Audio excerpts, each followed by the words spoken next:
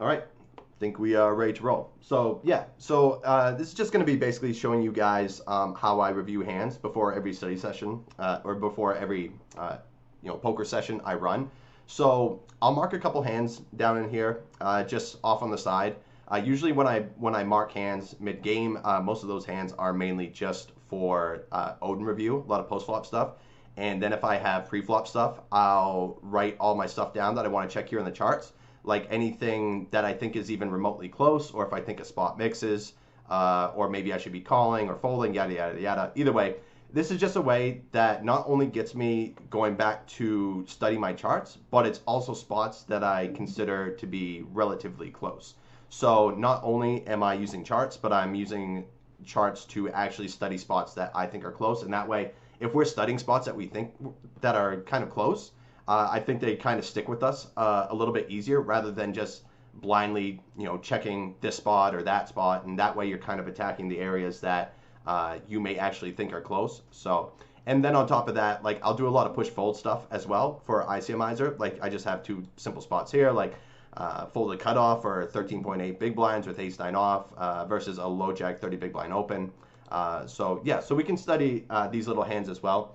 Also, if you guys do have ICMizer, I have a video that I'll share with you guys that basically, I know the last time we were using this, some of you guys had a few questions about some of the more intricate features that comes with ICMizer. Like I said, I basically know the basics, but I looked over a little bit of like a how-to video today, basically describing how this actually works in further detail. So I can share that link with you guys a little bit later as well. I think it's, if you're unfamiliar with ICMizer, it'll essentially tell you all the little features it has in a pretty simplistic fashion. That.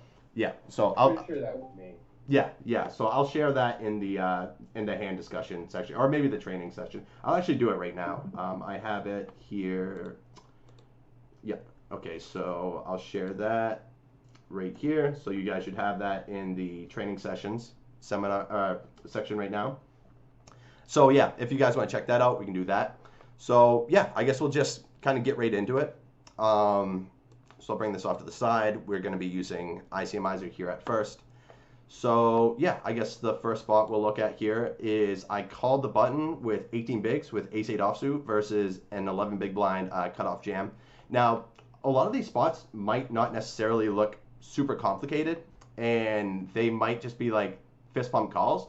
But I also think if you have any sort of inclination of whether or not this may be close or it's not, just check it out. Like just get yourself in the habit of checking these spots, because a lot of spots you might think are fairly easy spots to run may actually not be. You know what I mean? So sometimes I'll just run a spot that might look pretty ABC, and just to see if I'm right. And then other times we can kind of adjust ranges. Now in this spot, we're not really going to be adjusting ranges a whole lot here, because I think at 11 big blinds, this is essentially just going to be like a push fold spot. So we're not really going to have to implement a range here that has non all-in raise first in sizes here. So this is going to be one of the more simplistic examples that we end up running here.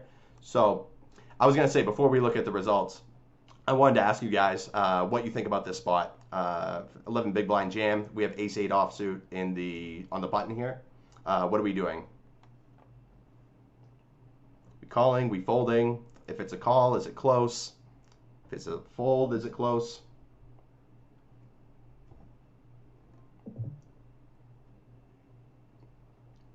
So again, we'll have all the members chime in first, and then we'll have the LionShare crew throw in their 2 cents after. Is this just the middle of the tournament, Kurt? Yeah, this is just regular mid stages, so no ICM at play, anything like that. Just a standard push fold spot. Okay, Agora says probably folding. Slammer says fold. Slammer says not really close. Joe says mid stages call. Seems totally standard. And for what it's worth, I don't have any specific read on this opponent. I'm just assuming that they're shoving a standard 11 big blind range here. I don't have a read if they're wild or if they're really tight. So this is just a standard, 11 big blind shove from the cutoff here. Sorry, just a quick question. Are we supposed to not participate by voice and just type our answers? Yeah, for the most part. I mean, Is that easier? Okay. I mean, That's fine. yeah. So for the most part, if you have a specific question, like definitely feel free to chime in. This is basically so there because now we have a bunch of people in here, so it's basically a way that we don't have a lot of interference. But if there is something you want to point out and we haven't seen it in the training session, like please feel free to unmute yourself and ask whatever you want. But for the most part, for standard spots like this, just type in your answers. And then I'll read them all off. And then once I read all you guys' answers, then we'll have the LionShare crew kind of put on their 2 cents, and then we'll check out the results. All right, so where are we here? So Goris is folding, Summers is fold, Joe says calling. On the final table, I probably fold. ICM wise, at a final table, and again, stacks will obviously come into the equation when we're talking ICM here at a final table. But the way this is set up, I would definitely say fold at a final table, but this is just regular stages of the tournament here. Gora says not calling with 17 bigs and 2 more to act. That's the move. Our stack is 18 big blinds here. So essentially, we don't have call folds here. We're just either reshoving or folding in the spot. Okay, I would shove on top. We dominate an okay amount. Fountain Flood says. Narco says shove as well. Slammer says ace-9 would be closer. I agree. ESG says still calling. That's the move. I fold here, but it's close depending on villain. Again, and this is just, we don't have any reads that this villain is tight or loose. I think this is just, we're going to take this as standard as we can, assuming our opponent is jamming a competent range here. The Rhodesian says they're folding, but it's kind of on the borderline. Ace-9 probably calls. And yeah, ESG, we're either, we're so short that we can't like call, for what's essentially more than half our stack and fold. So we're either jamming ourselves or folding here. All right, I think that's pretty much everyone. I guess Kenny, we'll start with you, and then we'll go Pete or Steve, either way. What are you doing here, Kenny? We still got Kenny in here? Yeah, there he is. He might. All right, well. I stepped away for a second. All right, well, go ahead, Steve. What do you think? I'll just say my piece. I think that it is a shove. I think that kind of a good point that was made was during ICM situations, this is a fold, and during regular EV situations, this is a shove. I think that the cutoff is shoving any ace-x suited. He probably, even like an ace-5 off, he's probably shoving a lot, an ace-4 off. He could be shoving any ace-x off suited even. He could be shoving 8-9 suited, 8-7 suited, let's say 8-10 suited. A lot of hands you dominate, and at this point in the tournament, there's no pay jumps to really be worried about. You could be shoving like even Jack-10 off, there's such a wide range of hands you could be shoving. Let's say Jack-8 suited plus Queen-8 suited plus, King, 5 suited plus, let's say. So there's definitely a very wide range of hands you could have in this spot, so I'd say it's a plus EV call. Yeah, so you say he's shoving hands that we're either beating or dominating here, so yeah, okay. Yes, exactly. All right, what do you say, Pete? Pete away from keyboard, probably. All right, so yeah, okay. And what is his name? I almost said Rambo. It looks like Rambo. This has got to be Rambo, yeah. Rambo at fold. Okay, cool. And Kenny says probably fold for me personally, but if I think villain has a slightly wider range, I'm calling. Yep. Okay, so I ended up calling here. I think obviously from my notes here we say that I ended up calling, but for what it's worth, I did think this was pretty close. I think that ace-9 would be a much easier call, of course, and that I would probably end up folding ace-7. Now, again, I'm not exactly sure what these are. I'm just checking it right now. This might, at first I thought this seemed kind of standard, but then when I was thinking about it, I'm like, okay, well, if I'm folding ace-7 but easily calling ace-9, then this is kind of right on the borderline, and these are like the spots that I really like to study. If I think you're right on the cusp, I think it's kind of nice to end up running this just to see how accurate we are. So first we'll just check out the range that our opponent can be jamming here profitably. So as Steve said correctly, our opponent is going to be able to jam any offsuit ace-x here and make a profit. Even ace-deuce offsuit is winning 2/10 of a, or 2/5 of a big blind here. So any ace here is going to be a standard jam here.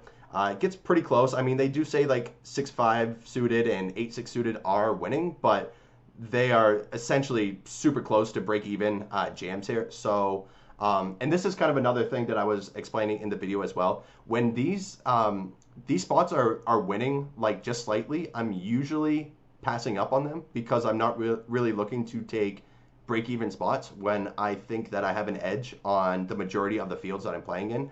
Now, that being said, I also think that people do not call as wide as they should be. So if 8-6 suited here is only winning 4/100ths of a big blind, if our opponents aren't calling as many hands as they should be, then this hand's going to be winning even more because they're just going to be folding with hands that they should be calling with. So these are just kind of like little things that we can kind of assume from our ranges here. Now the flip side would go, let's say, okay, so for example, we'll just check out what we should be doing here.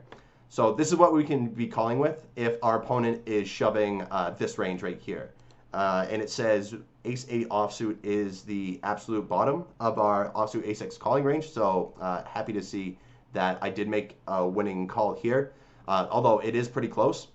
But that being said, at the same time, it might be slightly, even though this is winning 3/10 of a big blind here, this might not be as much of a winning call if our opponents aren't jamming wide enough, which you see very often as well. Your opponent's not jamming wide enough here. So although this does say it's a call, maybe it ends up being a fold. Now, what we can also do to kind of adjust ranges here, we can go to our opponent's jamming range here in the cutoff, and we can go to edit right here.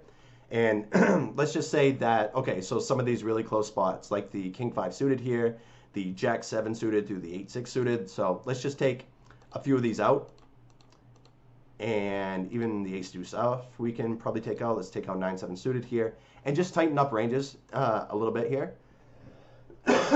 Sorry, guys, there might be a little bit of coughing. I'm still getting over this this cough here. So now with our edited ranges here, we can just go to see what the new results are. And before we were calling 16% of hands, and now we're only calling 14 because our opponent is jamming slightly tighter. And you can see just by taking out a couple hands that ICMizer says can shove profitably, that ace-8 off that was winning, what was it, 3/10 of a big blind, I think, is now essentially break even.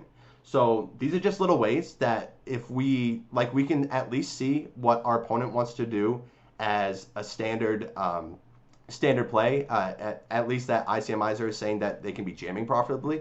And if you assume that your opponent is jamming a little bit tighter, you can just edit ranges and then rerun the spot. So this is essentially how we're not just having, the results from ICMizer and just being like, okay, they say it's a profitable call, so, I made the right play. It's also nice to kind of have assumptions about your opponents. Now, I think just in general, we can assume that most opponents are not jamming as wide as ICMizer is. So if you kind of want to make your ranges a little bit more accurate, you can kind of mess with your opponent's ranges that they give here. Like I said before, they were having ace-deuce off, king-5, 9-7 suited, stuff like that. So you can just kind of tweak around with it and make these little adjustments in order to kind of find out, like, okay, if I'm playing against a guy who's jamming a little bit tighter, is this ace-8 off still winning enough for me to end up calling here? And now we can see that it's only winning 6/100ths of a big blind, which is essentially a break-even call here. Now, if I know my opponent's jamming a little bit tighter, and I know that this is going to be a close to break-even call, I would probably just fold this spot here. So, so this has actually been kind of a nice spot to review. I do think that probably the cutoff is not jamming as wide as they should. So I thought this was still winning enough where it could profitably call. And again, if cutoff is jamming the ranges they say, it probably is winning enough. But I always assume that nobody is jamming as wide as they should be. So this seems like it's probably closer to a break-even call. And I would probably go with something closer to like ace-9 offsuit, ace-7 suited, and even pocket fours I think is winning enough where we can call here and probably just go from there. So, yeah. Interesting spot. So at first glance, it does look, I feel like a go, and then, like you're saying, I do think ace-7 off in my head also is like a full fold. So then you should evaluate the situation more closely. If ace-7 off is a fold, ace-9 off, slam dunk go, then ace-8 off is a great spot to just evaluate and figure out. So it's interesting to see this. Okay, Joe says, I never thought to use ICMizer for chippy V spots. It works okay. Yeah, so you can use ICMizer both for chip EV and ICM as well. So it allows you to study all different stages of the tournaments. There's also a bubble feature in here as well. I couldn't find what that was. It'll definitely be in the video that I linked you guys in the training sessions. I'll link it again at the end as well. But there's just a lot of different environments that you can kind of set up for your specific situation. Have that be like, chip EV, like early and mid stages of a tournament. Then you can factor in bubble play. You can factor in final table play. So yeah, you can use this for every single feature. And you absolutely should be studying every single part of the tournament here, because as you were saying earlier, Joe, that although this might be a call in a normal chip EV format, when it comes to a final table, it probably is not going to be, and I think it's important to definitely be studying both of those. Do you know Floptimal? I've never used that. I've never heard of it, actually. Never heard of it. I haven't heard of it either, huh? Once apparently Joe uses that for EV spots. Interesting. Okay, it's a nice little play on words. So. Yeah, it does pre-flop chip EV spots, and you can easily see like opening ranges, 3-bet ranges, reactions to 3-bet ranges, calling ranges. You can do like raise, call, squeeze ranges. It's really good. Okay, cool. So yeah, I was gonna say, or actually, I was gonna ask if it has proper pre-flop ranges, because with ICMizer, they absolutely do not. I mean, their push-fold spots are 100% accurate, but when it comes to terms, okay, so let's say for this next example here, this will be a good spot. So low jack is opening 30 bigs. So this is going to be a spot where obviously our opponent has an opening range here. They're not just, jamming or folding. So we can end up doing this. We're in the cutoff with 13.8 bigs with the ace-9 offsuit.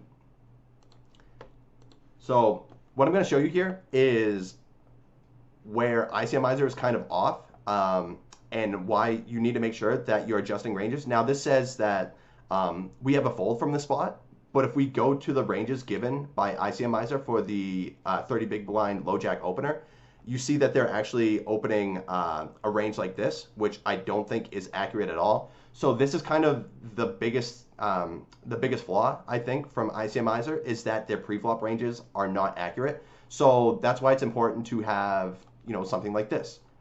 We use these VBZ charts here for, at least I do, for all my preflop decisions. So what we have to do in this situation is we have to see what a standard 30 big blind low jack opening range is here, and you can see that these charts are clearly different from what ICMizer gives us. So what we have to do here in terms of working in the preflop openers range is we have to adjust these ranges to look a little bit more similar to ranges we're actually using here. So we're just going to do a little quick adjustment. Yeah, and so that was going to be my other question, actually, is does, what was it called? Flop what? The play on words. So anyway, the other program that you were using, does it give accurate pre-flop? Floptimal, yeah. So does that give accurate pre-flop charts here? Because we have to adjust in terms of giving accurate ranges when we're actually not just looking at push-fold spots here. But either way, I mean, it's a quick fix anyway, especially if you have charts. It shouldn't really be that much of a problem here. But this just essentially assumes, or it's going to help us get more accurate outputs. Can you save these ranges? Can you save these? It looks like there was a save button on the top right there. Saved ranges. Because if you can save them, that would be elite. Save the range for later. Oh yeah, it looks like you can actually. So yeah, we could probably do that. The thing is, I mean, technically I could just save every single one of these, but even if I use this program like 5 times a day, I mean, we're still going to be lacking so many of them. And it is a quick fix. I don't think this is like a massive amount of time. It would be good if you could do it, but I wouldn't go out of my way to just save every single range that we have here. You know what I mean? Because I think that would just be... I'm going to add my virtual assistant to it. Oh, there you go. All right. Well, you're lax then. Okay, so I'm wondering if there's a way I could have them do it where I could share it and import them, but it doesn't look like it. But something we can circle back on. Yeah, there could be actually. So Okay, so now we have our edited ranges here. I was thinking if there was something I want to say about this other spot. I guess there's not. So yeah, I guess just in this spot, we are in the cutoff here with about 14 big blinds, ace nine offsuit, facing low jack 30 big blind open here. What are we doing with ace nine offsuit?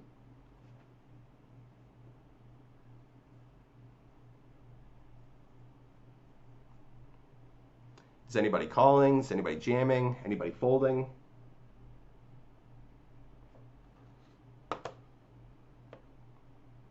Joe says 3-bet a fold. Fountain Flood says a fold. Wait, is it only, you only have 13.8 bigs? Yeah. Kurt, could you elaborate on the spot? My screen is super blurry right now. Okay. I just can't see anything. Yeah, absolutely, Narco. So right now we're facing, in the cutoff here, we have just short of 14 big blinds, and we're facing an open from the low jack who is opening a 30 big blind stack. So our question right now is, do we fold? Do we call? Do we jam? Slammer says they're jamming. She says, 1 sec, let me ask my virtual assistant. Cheater. Yeah. So, yeah, Joe, I didn't want to break that out right now. I was going to wait for everybody to answer. But, yeah, I would say that we probably don't have 3-bet folds in this spot because we are only at a little less than 14 big blinds here. So I'd say we are either jamming, calling, or folding in this spot. Agora says jam. The Rhodesian says, again, fold by 1 pip. So it sounds like Rhodesian is jamming ace-10 offsuit here. Yishi says jam. Joe says fold. Cutoff is significantly different than button and low jack. Opening range is significantly stronger than a cutoff opening range. So yeah, I would agree in general. Obviously, the earlier the positions, the tighter the open is going to be, and that means we have to be a little bit tighter with our jams. That's the move. Says I jam here with no other info. Okay. Rhodesian jam ace 10, fold ace 9. Narco is folding from the cutoff as well. I think we'll wait for Fountain Flood to get in here, and then I'll ask from the lines here. Yeah, I'm just waiting for everybody to answer up. Mm-hmm.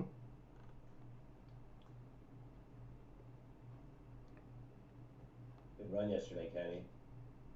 Thank you, sir.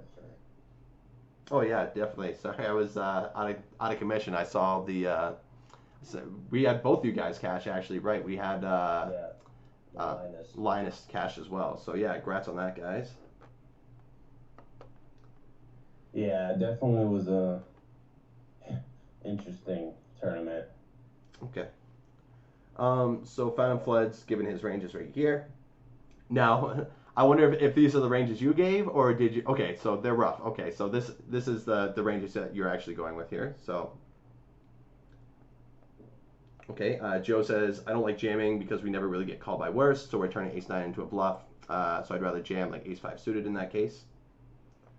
ESG says way too wide and aggressive, so I have a feeling more marginal than you're interested in shoving.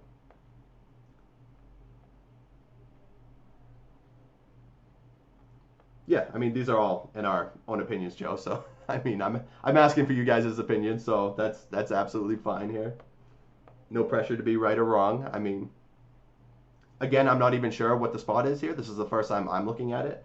Now, I mean, I'll get into there. Fountain Flood says he's not cheating. Okay, this is just his ranges. All right, very nice. So yeah, all right. Kenny, if your mic's working, let's. What do you think here? Yeah, I'm probably folding here along the lines of what Joe was saying. I just don't think we're getting called by worst ever. We're basically turning ace 9 into a bluff. I don't think we're deep enough to flat. And I don't think it plays well with the stack depths, but that's just personal opinion. So yeah, I'm probably folding here, but like something like ace 10 suited especially, I'm probably just ripping. Okay. I think I like most of Fountain Flood's range here. I think it's pretty accurate. Like maybe ace 10 off plus. This is probably the exact top of my folding range. I would say probably like ace 10 off. I go with I think like ace 3 suited plus. I would go with. Probably like any of the ace-X suited above that. I mean, maybe not ace-6, 7, ace-7 suited, but I think probably be fine with both of those two. And then something like queen-jack suited, king-queen off, maybe not queen-jack offsuit, but something of that nature. I'd say maybe not 2-2, like 3-3, 4-4 plus. Okay. Something like that. I'm kind of thinking. I feel like ace-9 off is like the exact bottom of my, or the exact top of my folding range. I think we're too short to be 3-betting here. We only have 13.5 bigs, so we can't be just like 3-bet folding or anything. So there's shove or fold type situation with this exact hand. So I think I would be folding in that spot. All right. Yeah, so I mean, obviously I gave away my answer here because I said that I ended up folding here, but I still think that it was close enough where I at least wanted to take a look. And if this hand isn't exactly a jam here, I kind of want to see what the bottom of our 3-bet jamming range is here versus the, again, this is the range that we assign to our opponent here, the edited range. So now what we're going to do is we're going to ICMize and see what hands that we can jam profitably versus this open size, or versus this specific open here. So yeah, so ace-9 is losing 2/5 of a big blind here, or 1/5 of a big blind. What was I looking for? 2/200ths, I guess. Math, no. So it's losing 1/5 of a big blind here, basically. So yeah, so this was a fold. I think this is still like a lot closer, I think, than I thought it was going to be. We can see that profitably ace-5 suited, ace-7 suited are pretty close to break even. 4-4 is winning 2200ths of a big blind here. Again, like I would probably jam queen-10 suited, jack-10 suited here without thinking about it. But these are also super close calls, or close shove spots here as well. Yeah, so essentially what I would feel comfortable jamming here is, I guess, around what he says. And again, the flip side here is that we do see that like the queen-10 suited, the jack-10 suited are essentially break even. But once we go back to what our assumptions are by our opponents, and at least from my experience, I don't think that our opponents are raise calling nearly as aggressively as ICMizer is. So even though these are like close to break even jams here, I think these might actually end up making more money versus opponents who are not raise calling as wide as they should be here. So I think that's kind of an important note to factor in as well when checking out these spots. So yeah, I think everyone basically said that this. What's up? What's up? Just a very basic question, but I just don't want to give the wrong answer. So if we make the shove here and we're losing 0.2 BBs here on this hand, would that equate to 20 BBs for 100 hands, or how does that? No. This is in okay. So we're at 13.8 big blinds effective. So we would be losing. What is it? Why is my math so bad? We'd be losing 1/5 of a big blind here, pretty much, if we end up jamming here, and what's potentially about a 14 big blind pot. So these are all going to be calculated in terms of, well, at least for what I have here, we're running all these in chip EV in terms of big blinds. So since we have 14 big blinds here, this is how many big blinds we are either winning or losing with our stack here, essentially. You know what I mean? Yeah, gotcha. Okay. So ace-ace would be winning 9 big blinds on average with the stack we have right now. What's that? So with ace-ace, you're winning about 9 big blinds on average. Correct. With the stack we have right now. Correct. Yeah, so we're just going to check out what we got in here, and then we'll move on real quick. Or I guess, so this is our last example. So if anybody has any other questions about how we've been doing these little spots here, feel free to ask now. Again, I will relink the ICMizer tutorial so you guys can make sure that you're using it efficiently. But also, I guess the main thing that I want to break down here is to make sure that these opening ranges here are accurate enough, because the ranges that ICMizer gives are not going to be accurate as to the type of pre-flop ranges that most people are going to be using here. So you want to make sure that you have accurate inputs for your outputs, and then at the same time, it's also kind of important to know what the general population is doing as a whole. And I would say for the most part that people do not raise call wide enough. So these these hands here that are close to break even, like the ace-5 suited, the ace-7 suited, I think are actually going to be winning more money than what ICMizer is telling us here, if we can assume that our opponents are not raise calling wide enough. Now, on the flip side, in this player's shoes, let's say the cutoff jams here. So we'll switch these around. And let's just say we have ace-9 offsuit here. Okay, so we'll just rerun this. Now, so it does say like ace-5's. After this, What's up? real quick, after this, one more spot we could do, maybe put ace-9 off in the small blind to that open too. Narco was asking about if that would be a shove with the same 13.8 big stat. I'll let you do your thing in this spot first. Yeah. Okay, so essentially what I'm trying to say here is that another exploit that we can kind of use. Now, okay, so we're opening ace-9 off from this spot, and we have the cutoff jam just short of 14 big blinds. Now, we can see that the close to break-even hands here are going to be like ace-5 suited, ace-6 suited. So essentially, like, okay, this tells us if ICMizer is jamming this range right here, they say that these are the hands that can be jammed properly from the cutoff. And this is essentially what we're allowed to call here as the low jack opener. So if these hands are slightly break even, I always assume that our opponents are not 3-bet jamming as wide as ICMizer is as well. I think people are way too tight when it comes to their 3-bet jams. So these calls that are slightly winning could be close to like break even or even losing if we assume that our opponents are not jamming wide enough. So these are just little assumptions that we want to be making on our opponents. And then, for example, if we actually want to see the numbers, so again, we see that ace-5 suited is kind of close to being a profitable jam. So let's just take a few of these jams out. We'll take out threes. We'll take out ace-7 suited. I mean, I think even like jack-10, queen-10 are like fist pump jams, but we'll just assume that like a random opponent is not finding these spots as jams, and then we can kind of rerun it and get our results here. And you can see that we're calling a lot tighter here now than we were previously. And that's because we have a slightly tightened 3-bet jamming range from the cutoff here. So these are just little ways that you guys can play around with this and not just kind of take ICMizer's word for it.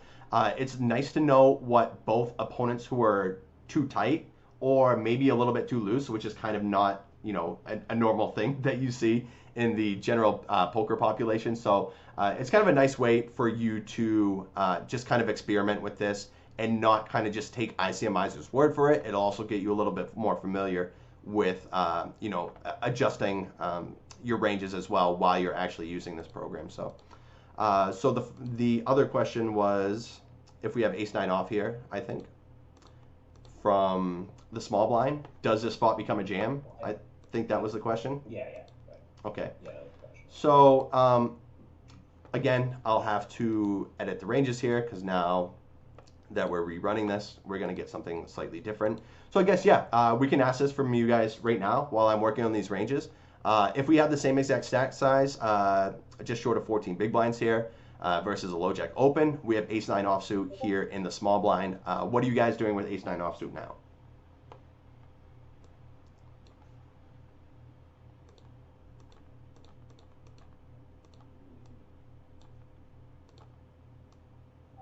I'm trying to read that. We have 14 bigs, right? Right. Yeah, From the last 20. well, so big blind's not super relevant here. So the low jack's still opening 30 big blinds, and we have just short of 14 big blinds in the small blind. So what do we do with ace-9 offsuit versus a low jack 30 big blind open?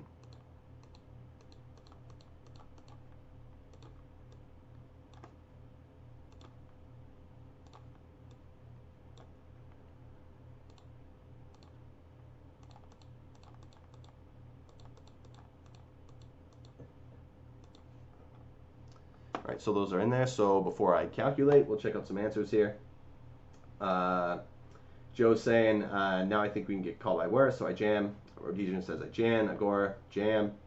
Joe says enough worse hands to make it work. Summer says, oh wait, you changed the action, so nobody went all in. Yeah, so now essentially this is, instead of being in the cutoff with ace-9 off, we're in the small blind with the same exact stack size, just short of 14 big blinds, and we have ace-9 off. So now we're wondering, does ace-9 off become a shove from the small blind. We know it was just slightly losing from the cutoff. So now that we're in the small blind, do we end up jamming this hand now? Final fun, all in, baby. That's a move. I was ripping in the last one, so yeah, I guess we can assume that you're ripping here now. Rambo says a jam. Slimmer's ripping.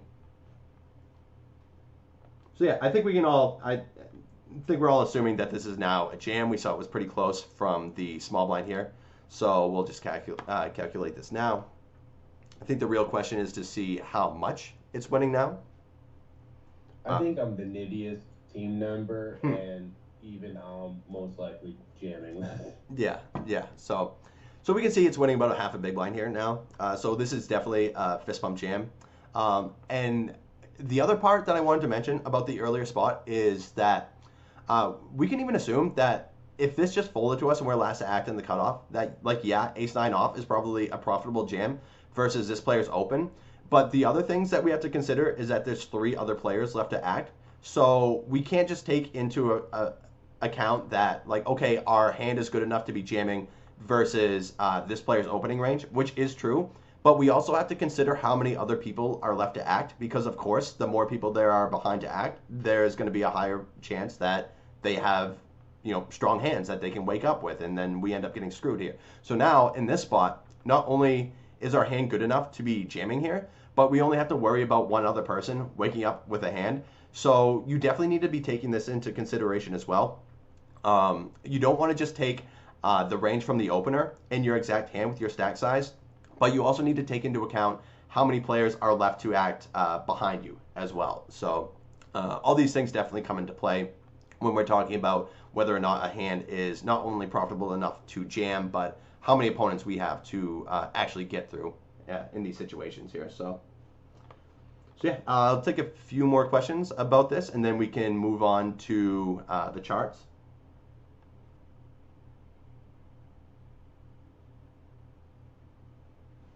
If anybody else has any other questions anyway.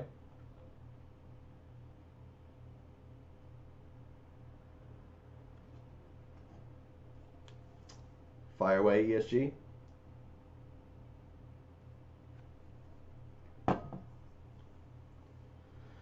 Okay, Final Flood, when you're making notes in these spots, do you ever write tight opponent, lag opponent, etc., or are you just looking for regular population, no read spot? Yeah, absolutely. That comes into effect. That's where not only will I, so a lot of these spots I end up studying because I'll be like, okay, I know in terms of chip EV, and if this player is using proper ranges, that I know this spot is going to be a jam, or I know it's going to be a fold, etc., etc.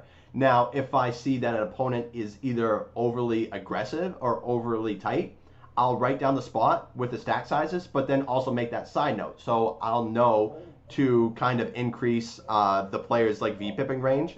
So the spot might be a little more break even if they're using proper ranges. But if they're a little bit more aggressive or a little bit tighter, I'm obviously going to have, I won't have proper outputs. So yeah, absolutely you have to write this down if that's a thing. 100%. ESG says, why did I do this to myself? I think I ate bad sushi. Nice. Rhodesian, yeah, also a question is, do we now have flatting ranges there?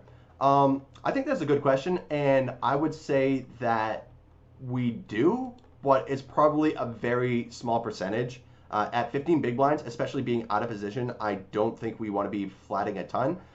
I do think aces is still a pretty high frequency flat, and then to kind of even that out, we probably throw in some king 10 offsuit, some ace 7 suited, but the majority of our range I think is going to be jamming here. So I'll just check out what we're doing versus a low jack. And you can actually see that it is flatting a fair amount here, and this might actually not be super accurate either, because this is just assuming, I think, that our opponent is also opening 15 big blinds as well. So this is just kind of a standard guideline. Now, we know that our opponent has 30 big blinds, so we can probably jam a little bit more aggressively here than if we assume our opponent is opening the low jack with 15 big blinds, because that range is going to be a little bit more on the loose side. So all these hands that might be calls here, like the king jack suited, king 10 suited, I might end up jamming them. Rugged. Oh, shit.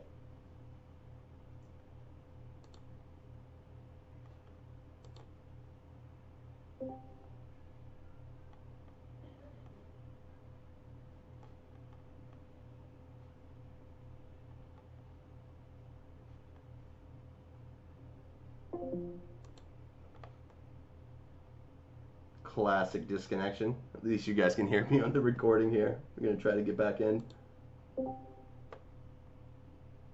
Opponent and I have ace-9, or if he's just looking like what the base is, and then he adjusts for tighter, weaker, like tighter or loose opponents after that. Seems like he just makes a general population, like a general spot note, and then adjusts after. Correct. Yeah, that's kind of what it's. I feel like it's just a general kind of no. Oh yeah, are you saying like when he's evaluating during the play or after? Is that what you're talking Yeah, about? like just on his notepad. Like obviously, if you make player notes, you want to be as specific as possible. Oh, but gotcha. it looks like he just has like a quick, I want to run this spot type situation. Yeah, it's probably more just. I mean, he has it. I'm sure as like a random. If he doesn't have any more information other than that, that's my guess. I think Kurt's back here, so Yeah. we can say a So little more, but yeah. So what was the question? Sorry, they're doing renovations. I don't know if you can hear that in the background. It was more just like on your notepad is what I meant. Like, are you adding in tight player opens up 30 bigs in the cutoff and we have ace-9, or are you just writing in a quick spot that you want to run and check later? So if I think that if I mark the hand specifically, if I think the opponent is either too tight or too loose, I absolutely write that in, because then if I just input all the ranges that I have here, it's not going to be accurate, because if the player's too tight, they're not going to have all the loose opens in here. Or if the opponent is too loose, a lot of these hands that say you can open here, like for example, if our opponent is too loose, we're probably going to see more ace-2 suited. We're going to see pocket fours. We're going to see hands like king-6 suited. So if I have the specific hand and I think an opponent is too loose, I'll put in these hands and then I'll just add a few extra ones. So then that way my outputs will be a little bit more accurate as to the specific opponent that I'm facing. Now, in this specific spot that I'm looking at, I didn't have any of those reads, so I'm just going from what I think like a standard opening range would be here if we have these spots. But there's absolutely going to be spots that I run here in ICMizer that are going to be opponent dependent, whether or not they're too tight or too loose. So yeah, that's absolutely something that you should be marking down when you review these hands if you come up with a situation where you're facing an opponent who's either too tight or too loose. Because if you're not adjusting for that, then your outputs are not going to be accurate. Good question, for sure. Okay, I had another one then. In this specific spot with ace-9, if we're shoving, I was just wondering what our calling range in the big blind looks like. If we're, like the overcalling range. Yeah. Okay, so in this spot, I guess big blind has 20 bigs, but so we'll just jam here, and so we'll go to the big blind. So this assumes that we're jamming all these hands here profitably, and now this will fold to us in the big blind here, and this will be the big blind's overcalling range. You can see even on the top here, it says hero in the big blind, call after a low jack raise and a small blind jam. So these are the hands that ICMizer is able to call off profitably here. It looks like ace jack off, ace 10 suited, pocket fives, and king queen suited. So yeah, you can definitely look these up as well here. Again, as a standard default, I just assume that players who are playing between like $5 and $50 tournaments are not jamming nearly as wide as they should be here. So, for example, a hand like king queen suited that's pretty close to break even, I would just end up folding here, because I just don't assume that our opponent is going to be jamming as many hands here as ICMizer is going to be. So even though it tells me that I can still make a profitable call here with like king queen suited, pocket fives, I would probably just end up folding these if I had had this information, because I'm just going to assume that our opponents are never going to be jamming as wide as they should be. Obviously, there will be exceptions if you have opponents who are playing pretty wild here, but I would say as a standard default, we can assume that our opponents are not being aggressive enough in these spots. So these are just little adjustments that I like to make when seeing the results, and not like, for example, like I decide to overcall here with king queen suited, and I see, oh, ICMizer says I can call here, so I made the right call. No, I don't think it works like that. I think we definitely, with our experience, we can take these little assumptions and be like, okay, it does say that we can call here, but probably to the way the majority of the population is playing, it's probably close to break even or slightly losing in the spot. You know what I mean?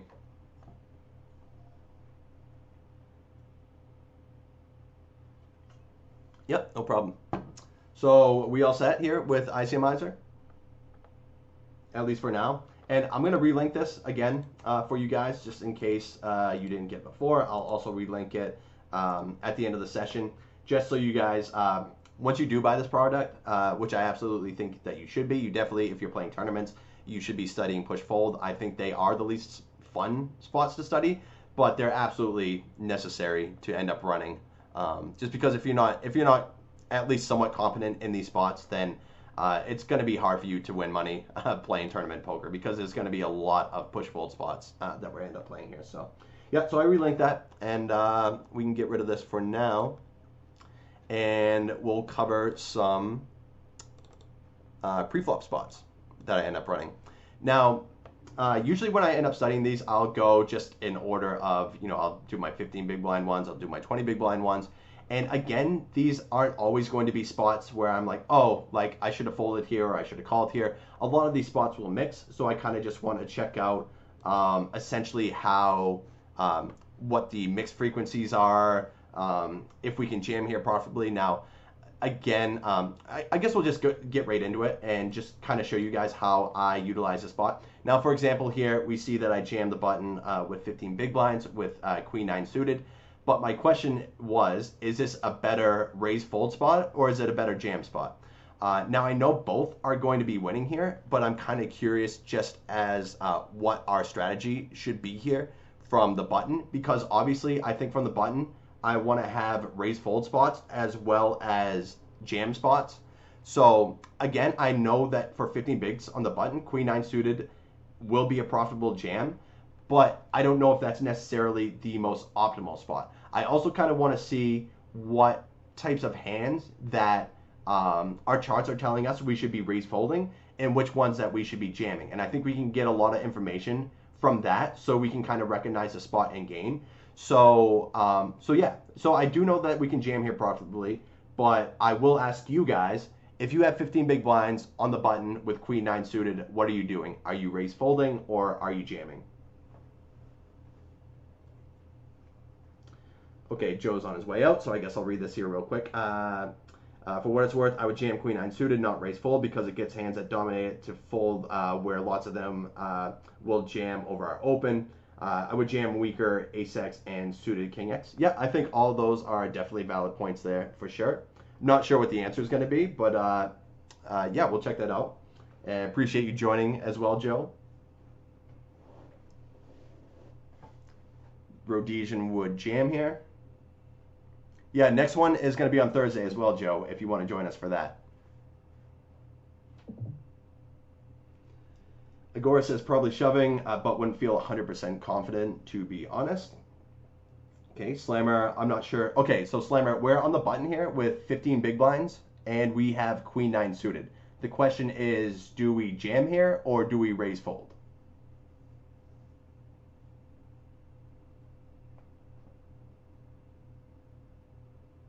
Just a purely EV moment too, right? Yeah, this is all just chip EV.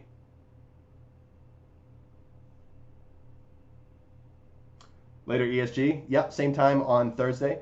Not sure what we're going to be covering, but we'll be doing something for sure. So, yep, join us then. That's a move that I probably jammed the spot twice yesterday. Nice. We don't have to call anything. This is just folded to us. So we're first to act on the button with 15 big blinds with Queen 9 suited. So the question is, do we jam here or do we raise fold? Fountain Flood says, I've been min-raising these spots recently, haven't faced a ton of shoves, more calling from the big blind. Queen 9 suited probably profitable on snap shove, but maybe not most plus EV. And yeah, I think that's kind of what we're trying to figure out here, is not only like, does this hand make a better jam or a better raise fold, but it also will kind of, once we check the charts, we can see which hands prefer to raise fold or raise call, and then which ones play better as jams. So I don't think the question is here whether or not this is profitable as a jam, but is it the most efficient spot to be jamming rather than raise folding? I'll survive, my toilet may not. Nice, ESG. Slammer says, if it had already been open, I would probably flat it. No. This is just, we're first to act. Nobody else has acted here. We're on the button with 15 big blinds, queen nine suited, what do we do? Raise fold or a jam? That's the move says. I mean, if there's a 14, yeah. So, I mean, that would go into it. But again, we're just going to assume that our opponents, we don't have any specific read if somebody is tight or loose in the blinds. So this is just, standard chip EV spot, assuming our opponents are playing well. Does our hand make more sense as a jam or a raise fold? Slammer says raise folding, could go either way. All right. Okay, we don't have Kenny in here right now, so go ahead, Steve. What do you like here? Yeah, I'd say for me, this is like 100% jam on the button in an EV situation. Not sure whether that's correct, but I would say for me, it's 100% jam on the button. I think you're going to be getting even like ace-x offs to fold in some of the blinds. Potentially, they raise this the lower ones. They think it's a profitable spot. Jam overall, you're going to get a lot of king-x suited to fold. A lot of hands that, some hands that potentially beat you are folding. I think you're going to get it through quite a lot, too. So I just think it's a plus EV jam. If you're playing in the ICM situation, then it's a lot different. Then I think raise folding becomes a lot better. Okay, so in general, like, again, I definitely think this is a plus EV jam. I don't even think that's a question right now. I think what I really want to study here when I come back and check out my chart is not only does a spot make a better raise fold or does it make a better jam, but also what other hands prefer raise folding as to jamming. So it looks like I jammed here, obviously. I think one of the bigger reasons was I think we get hands like queen 10 off, queen jack off to potentially fold here. So when we do get better hands to fold, I immediately think that a jam is a better decision than to just be raise folding. Now, reasons I think raise folding might be okay is because this hand is pretty suited, is pretty connected. If we get called, it's going to play pretty well post flop. So this is why I essentially brought the hand up, is because I see benefits to doing both. Now, we can actually check it out and see what is preferred here. And you can see with queen 9, clearly it likes jamming here more than anything else. And I'm going to assume it's for those other reasons, because I think if we end up jamming a hand like queen 9 suited, that we get hands like queen 10 off, queen jack off to fold from the small blind. So we can go to the small blind here, and versus a button, let's say versus button jam, I guess that's not on here right now. So small blind, so yeah, so this is just versus button raise first in. So yeah, okay, so that it's kind of irrelevant here. But anyway, I think it's kind of important to notice which hands are raise folding here and which ones are just jamming here. Now, for example, I guess I'll ask you, Steve. Now, if you have like queen jack suited on the button here, what would, without being results oriented, what would have been your standard play in this spot with queen jack suited? Yeah, it would have been just to jam. I mean, now looking at this chart, I see that this chart likes raising a lot, but I would be jamming mostly here, yeah. Yeah. Probably like all the time. And, okay, and I think this makes more sense here from queen jack to be raise folding for the previous answers that I gave, is that I think with a hand like queen 9, we probably get folds from hands like queen 10 offsuit, queen jack offsuit from the blinds, as opposed to if we jam a hand like queen jack suited, when we get called, it's more likely that we're getting called by better queen X or jack X, and there's less hands that are better than ours that we actually get to fold. Also, a hand like queen jack suited plays better post flop than a hand like queen 9 suited. So the fact that we don't get as many hands that we're beating to end up folding, and the fact that it has more playability, I think we can see that the chart would rather play this as a raise. And I would actually say that if it's playing against people who are jamming appropriately, we can even raise call a hand like queen jack suited as opposed to just ripping it in here. So this is kind of a way we take a lot of these assumptions just from specific spots and kind of see like what's preferred here. Now, again, I guess we can say like if you have king 8 suited on the button here, would you, and for what it's worth, I'm not playing limping ranges here. I know the green here says call, so I'm just going to assume that we're playing either a min raise or a jam from this spot. I'm not working in limps here. We can get into that at another time. So I'm assuming when we see a hand like king 8 offsuit or king 8 suited here, it's mostly going to be raise folding instead of jamming here. Now, yeah, so it's good for us to check out these hands. You can see that a lot of the raise first in spots come from the suited varieties here, and a lot of the jam spots come from these hands, the offsuit variety here. And I think a big reason for that is that these end up having a little bit more value from getting immediate folds because the offsuit versions don't play quite as well as the suited versions do. So you can see that's why we have some more just jams from this section. Now we see just raise folds from the king 8 off, the king 9 off, the 10 9 off, and that's mainly because they're probably good enough to play, but they're not really good enough to be jamming here. And if they are, they're like very break even to slightly losing. So this is why we want to see these weaker offsuit ones jamming here. And then the flip side kind of goes for our stronger suited varieties, is because not only are they strong enough to play post flop when they get called, but they're also strong enough to raise call if they get into these situations. So yeah. Okay.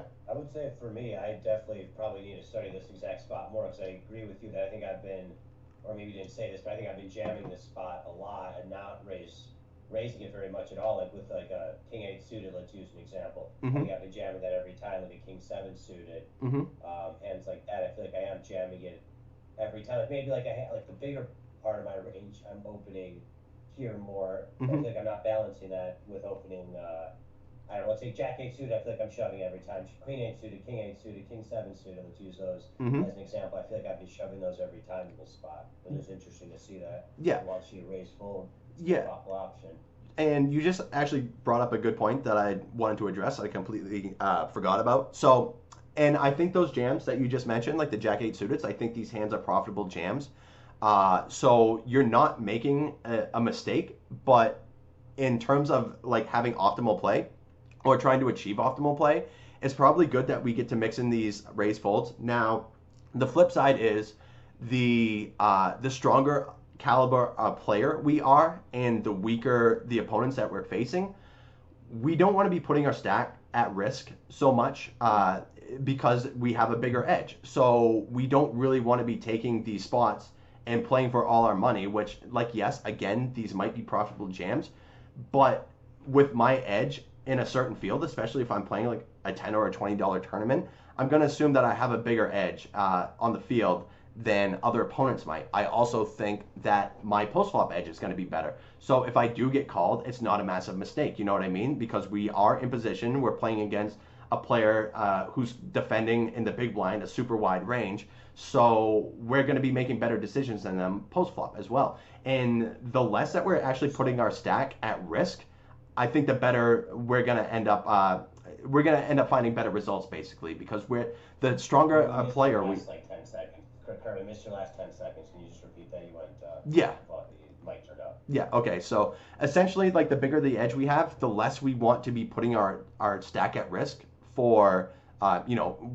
Basically, we want to be jamming a little bit less here. We want to be playing more small ball here. Like the less we put our stack at risk against weaker opponents, I think the better we're going to be doing here, because we're always going to find better spots than to jam like 15 bigs with Jack 8 suited. You know what I mean here? Because yes, it might be a profitable jam, but do we really, with our edge on a weak field, do we really want to just be ripping it in here with Jack high?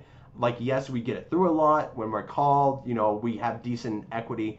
But I also think it's probably better that we look for a spot to get our chips in a little bit better than a hand like Jack 8 suited, where we could just kind of play small ball, play in position against weaker opponents, and just kind of play our edge from there. And then once we want to get all the chips in, we can look for a better hand to do it with. So why would you say that 10-8 suited is a shove and Jack 8 suited, Queen 8 suited is not? Because with 10-8 suited, you get better hands to fold. Like, for example, you probably get hands like 10-9 offsuit, 10-9 suited.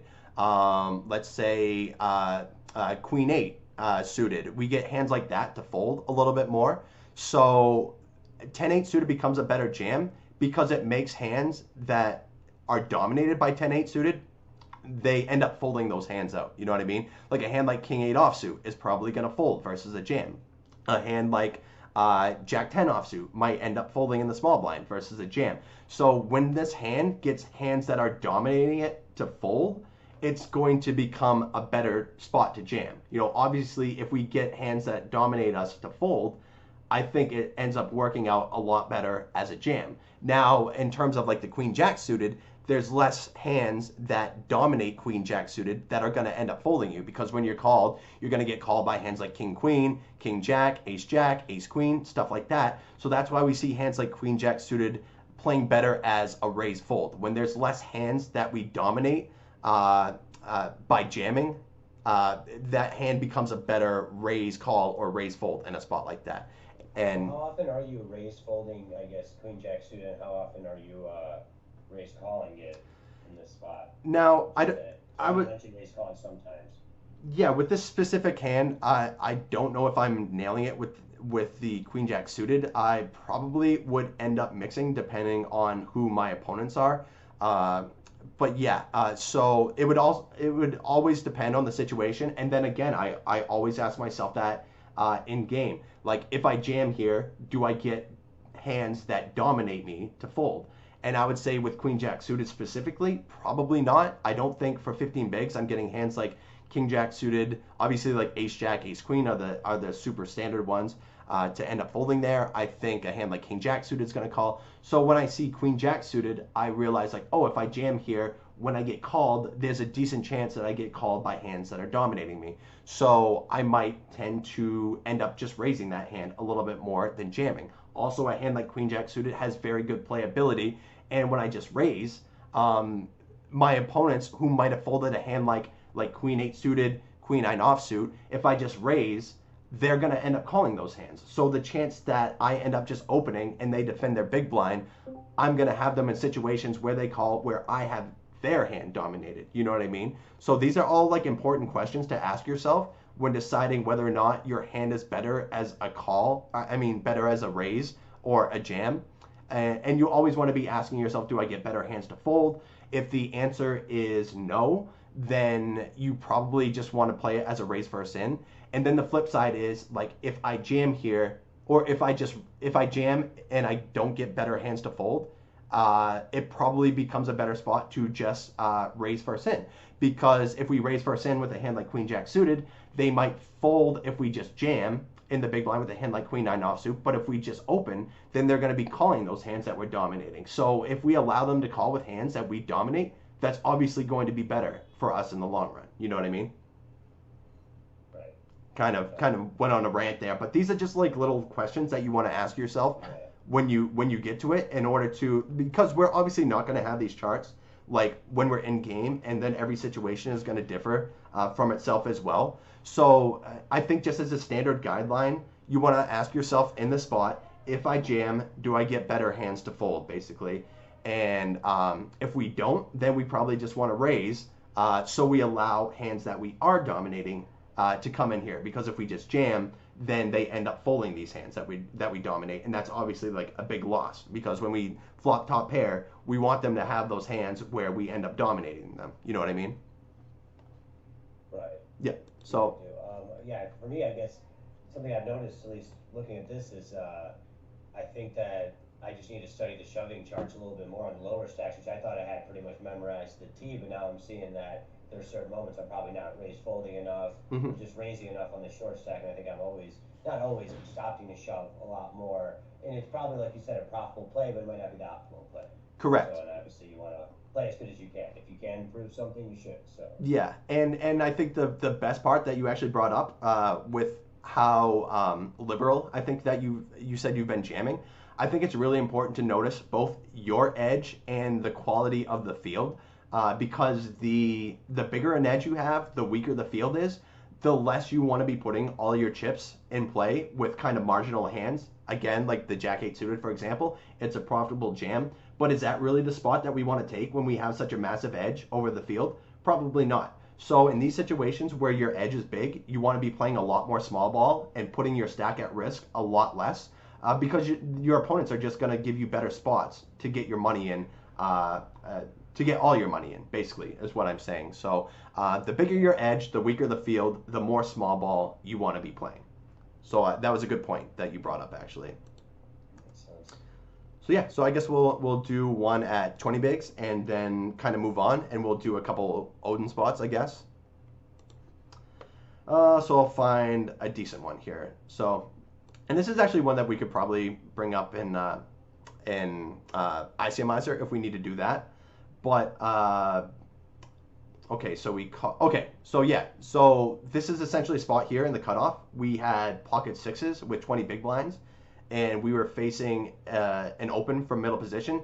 Now, I thought this spot was really close between jamming and calling here, and it looks like I went with the call. So the specific spot is, just so you guys can get visualization. MP shoving 20 bigs, or? No, this is just a raise first in spot. So I'm going to do this. Oh, okay. So we had an MP open, and we were in the cutoff here with pocket sixes. So just to give you guys visualization, we have an open here. I'm going to assume, I probably should have wrote down the stack size here. So since I didn't, I'm going to assume that they're opening off of 20 bigs here. So yeah. Really interesting to me at this moment. I'm very curious what ICMizer says. Yeah, I'm actually kind of curious what the chart says as well, because I'm going to assume that we probably have a profitable jam here, but I'm not sure if this is going to be optimal from the positions that we have here. So my question is this hand profitable enough to jam? And then if it is does this hand maybe play better as a call, or does it play better as a jam? So I'll ask you guys in this spot. I'm assuming you guys can all see this spot okay from here. We have a middle position open here at 20 big blinds, and we're in the cutoff here with pocket sixes.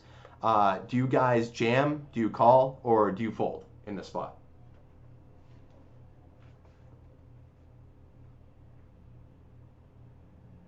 And for what it's worth, I ended up calling here. So, but I haven't checked this spot. I don't know what the answer is here. I thought this was really close in game. I think maybe all three options could be possible. I think folding might be a little bit on the tight side, but I definitely want to know if this spot is better as a jam or a call here. So what do you guys think? Slammer says flat.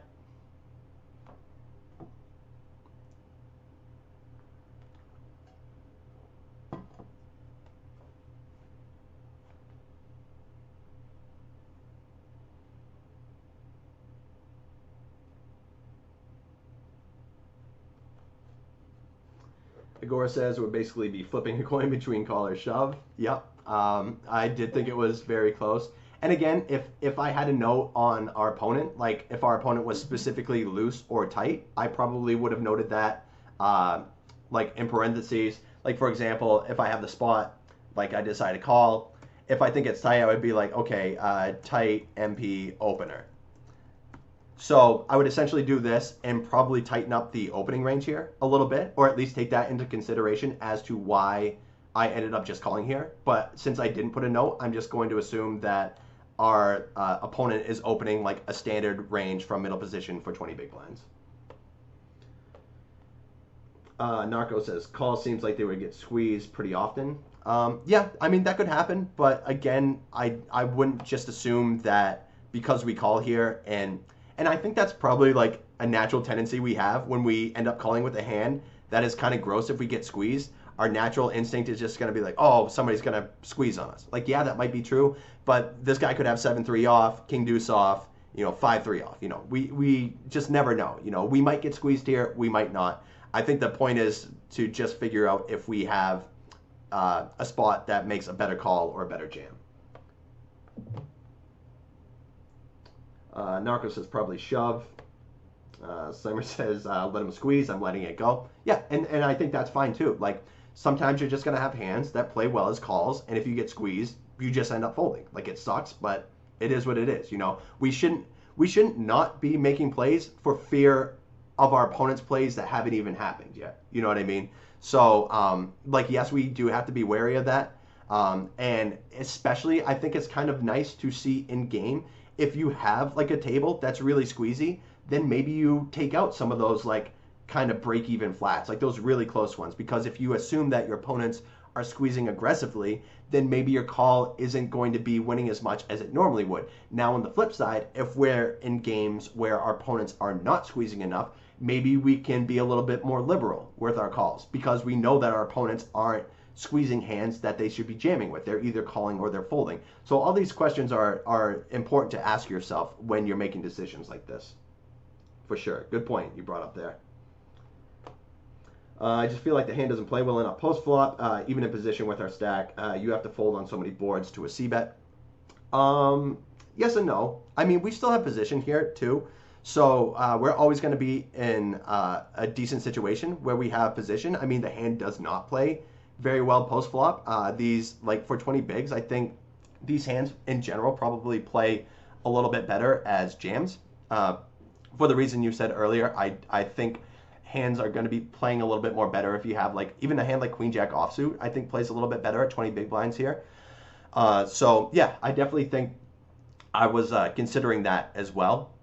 But the other thing we have to think about is the pre-flop openers range here as well. And I think for 20 bigs from middle position, this range is going to be relatively tight. So that's why this spot was so close to me. I do for sure agree with what you were saying about this hand not playing great. But I also think we have to be relatively cautious because the openers range is so tight as well. Rhodesian says agrees with Narco. Yeah, you made good points there. Plus our stack, you're playing with an 18 big blind post flop stack, which makes it hard. Yes or no? I think there's going to be boards where we can definitely go broke with a hand like this. And then there's going to be boards where we can easily fold versus a c-bet, or there's going to be boards where we can easily call versus a c-bet. Like, yeah, I think all these things are true. I don't think that, you know, we should just be folding because the hand might get a little uncomfortable to play. I think I've noticed that quite a bit from these sessions that we've been doing, is that people want to fold spots that may potentially get awkward at some point. And I don't think that's really the way that we should be approaching the situation. I think the spot is either good enough to call or fold. And then basically once we get to that spot where it gets uncomfortable, like, yeah, we just deal with it at that point. But we're not necessarily there yet. And I don't think we should be passing up on spots that may potentially be spots where we can make money just for the fear that it might get uncomfortable in future situations. So that's certainly something that I've dealt with a lot in my career when I've tried to improve as well. There are plenty of spots that I just avoided because I thought they might get uncomfortable at a certain point.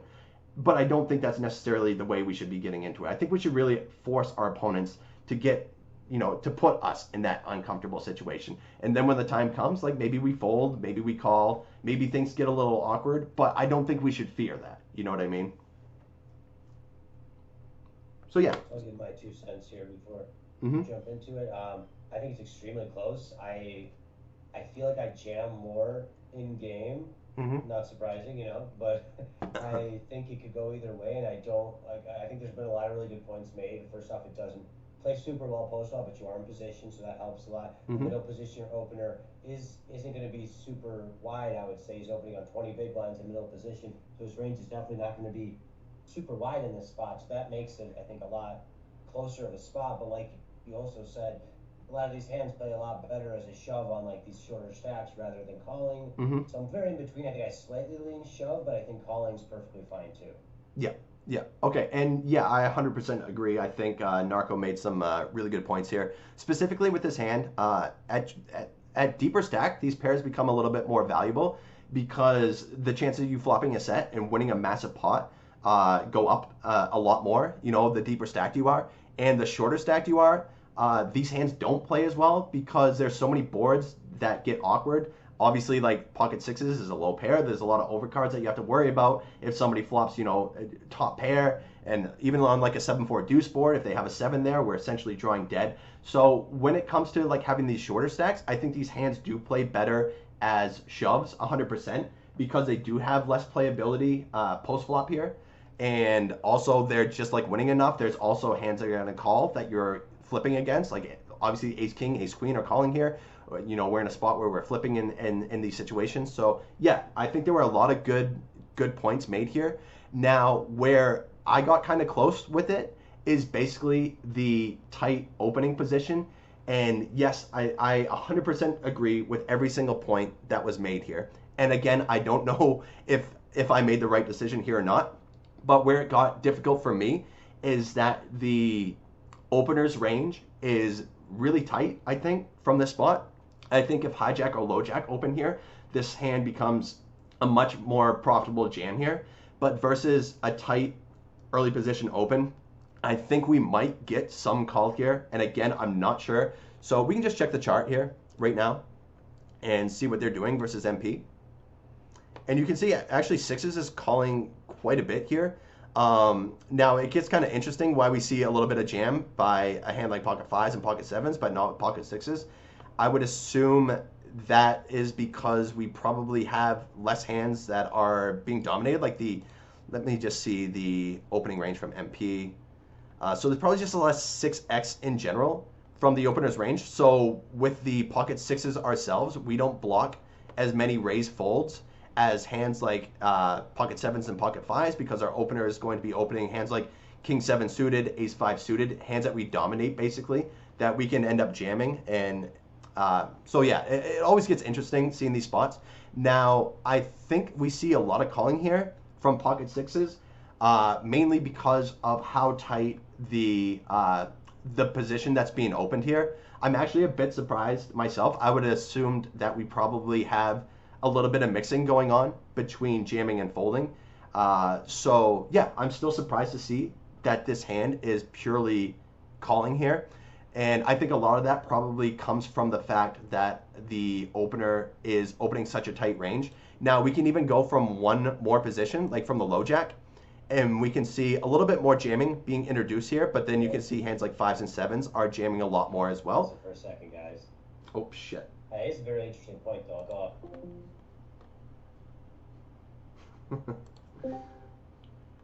Between raise and shove, but 6-6 was, I feel like 6-6 was specifically calling, while like 8s was shoving a lot. Yeah, 8s is always shoving, 9s is always shoving, 5s is mixing, but specifically 6-6 seems to be calling all the time, which is very interesting. Yeah.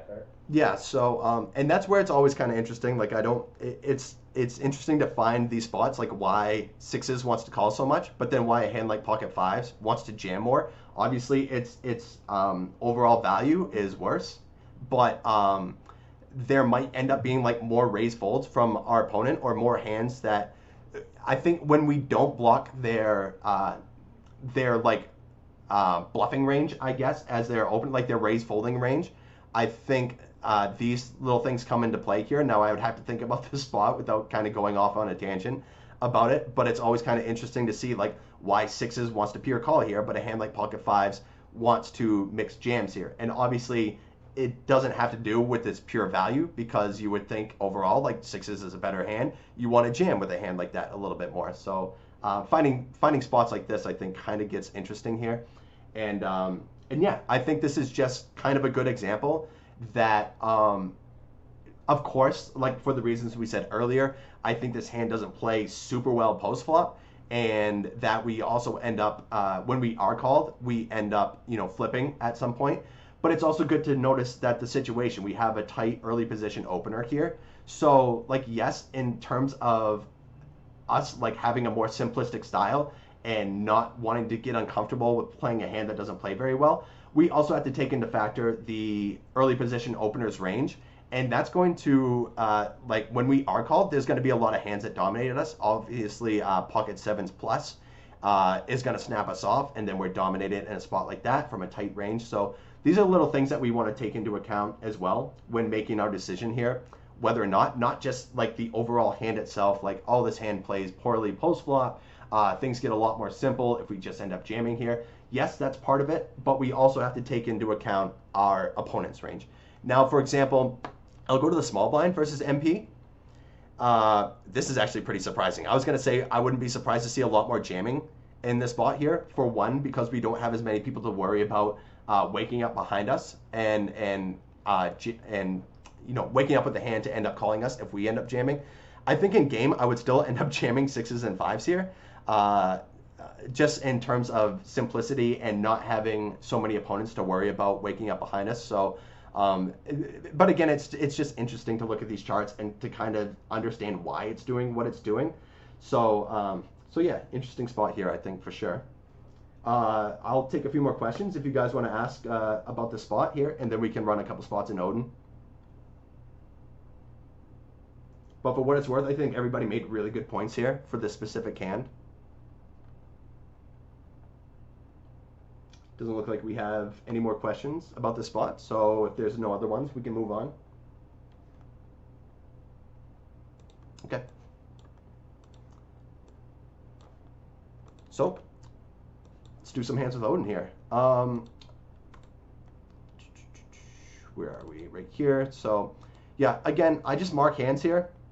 I mean, you guys have seen me on stream here, mark them in here. And then what we do, obviously, like we have every single hand that we played here. But if you just want to see the hands that you save, you can just go to show marked hands. And these hands pop up immediately. So let's do this. Let's make sure you guys can see everything okay. And yeah, it's just 3 hands that I saved from one of these tournaments that I played yesterday. And so we have an open here from the button here. Now we might get some 3-bet here. I don't think that's really super relevant. I am mostly calling in the spot. I think that's fine. So before we check out the spot, I'll just ask you guys what you want to do throughout each decision. Now, this is button versus big blind, essentially 15 big blinds effective. And we have a half pot, a little less than half pot c-bet here. And we have top and bottom pair. What do you guys like in this spot? What are you doing versus a half pot c-bet?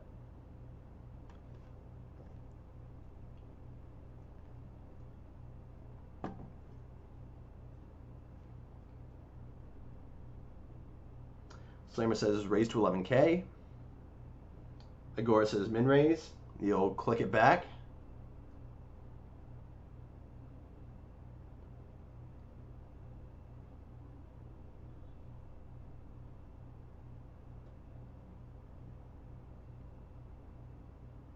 Positions are button versus big blind, and we are 50 big blinds deep. It's just a raise and a call.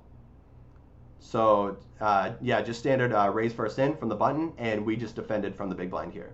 50 big blinds deep, ace king 8 flop.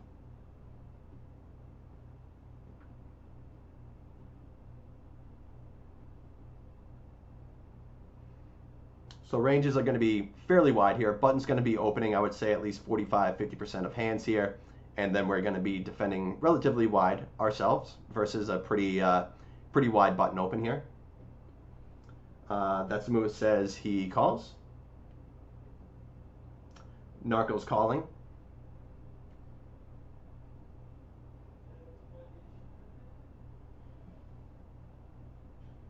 Now, what I would like to hear when you guys give your answers too, if you have reasonings for doing it, like, okay, you want to raise to 9K, I think Slammer said. Now I would say, like, why do you want to raise to 9K? Or if you, for those of you saying you want to call here, like, why do we want to end up calling here? I'm not necessarily saying that these are good or bad plays, but I think it's good to have reasoning behind what we're doing. And it's fine too, like, it's nice to simplify things, but just to kind of get you guys in terms of thinking, rather than just being like, oh, I only call here or I raise here, you know, why is it good to raise here? Why is it good to call here? You know, we always want to be thinking of reasons why it's good to do one or the other, or if you want to do both, what are like pros and cons to both check raising and check calling. Again, I'm not going to run the hand yet. I'm just going to go through the actual spot before we check it out here, because I always think it's good for us to be making our assumptions before we just blindly run it into Odin here. Yeah, Found and Flood. It's just button versus big blind, single raise pot here, 50 big blinds effective. Narco Cop says his double barrel frequency on this type of board will be high. Yeah, I 100% agree there. I think this board is going to be a lot better for the button openers range than it will be for our big blind defending range. Essentially, we never have hands like pocket eights, we never have aces, never have kings, we never have ace king. So all these like really strong hands we don't have here. So I think that's a good point. I think our opponent on the button should be relatively aggressive on this board because we don't have that many strong hands, so it's going to be pretty hard for us to defend here. So yeah, good point there. Slammer says he wants to charge his high ace X's and doesn't want him to catch a flush. I think those are absolutely valid points as well. We do have hands like ace queen, ace jack, absolutely dominated, and these hands, although our top and bottom pair is very strong here now, there's plenty of turns and rivers that might kind of diminish the strength of our hand now. So if you want to immediately put money in to both charge their worst ace X hands and their draws, I think that's absolutely valid. So good reasonings for check raises. Gore says min raising because I think it more likely represents a king or a flush draw rather than 2 pair. So I guess I'll touch on that real quick. I think that we don't want to raise to make it look like we have this or that. I think we're either going to have check raise bluffs or check raises for value, and I don't think a size necessarily wants to dictate what type of hands we're trying to represent here. Essentially, when we check raise in the spot, we're saying we either have a hand that's strong enough to raise for value, or we're having a semi bluff that is a good enough draw where we want to end up putting more money in to pressure the weaker part of our buttons range. Fountain Flood said, never mind, I see that we have 52 bigs. I call pre and just call on the flop. Button is uncapped. Yep, 100%. That's a move says, I call because I don't have a lot of strong aces or kings or sets, and I expect the value to barrel to get me off of weak, or the villain to barrel to get me off of weak hands. Yep, I think those are very good points there as well. We can disguise the strength of our hand. We also are lacking a lot of strong hands here as well. So by just check calling, not only do we have mainly a very easy decision when we check call 3 streets, we definitely have a hand that's strong enough to do that. And we also have a villain that might specifically be very aggressive on a board like this, where we can kind of give them rope to hang themselves, and we have a hand that can easily call 3 streets on most runouts. So yeah, very good point there. Yeah, I'm liking these answers here, guys. This is really good stuff here. I think you guys are been a lot of very thoughtful and insightful answers here. So, and this is kind of where I want to get you guys into thinking. So once you're in this spot, while you're in game, you're asking yourselves these questions rather than being like, okay, I just check call or I check raise here. So very good stuff we're getting here. Fountain Flood says, I think we also make the snap folds of their range fold with the check raise. Yep, I agree with that. And if we are check raising here, we mostly have bluffs here because of the removal of our 3 betting range pre-flop. Yeah, I agree with that too. But the other point is, like, we still want to have check raises here. Now, those check raises might not necessarily be with sets and top 2 pair because we don't have those hands. But so if we don't have those hands, we necessarily want to think, okay, what are the strongest hands we have in this spot? Those strongest hands are going to be hands like ace 8, king 8, and then let's say ace as thin as ace 9 offsuit, ace 10 offsuit. So if those are the strongest hands that we have there, then these are the hands that we're going to be wanting to raise mostly for value, because these are essentially the best hands in our range here. So we're not just like, okay, we never have 2 pair here, so we can never raise. That's not necessarily true. Or we never have sets here, we can't raise. We just want to see like what the top of our range is here, and then whatever the top of our range is, the more we want to be raising with those specific combos. So yeah, okay, so all good stuff here. Steve, I'll let you throw in your 2 cents here.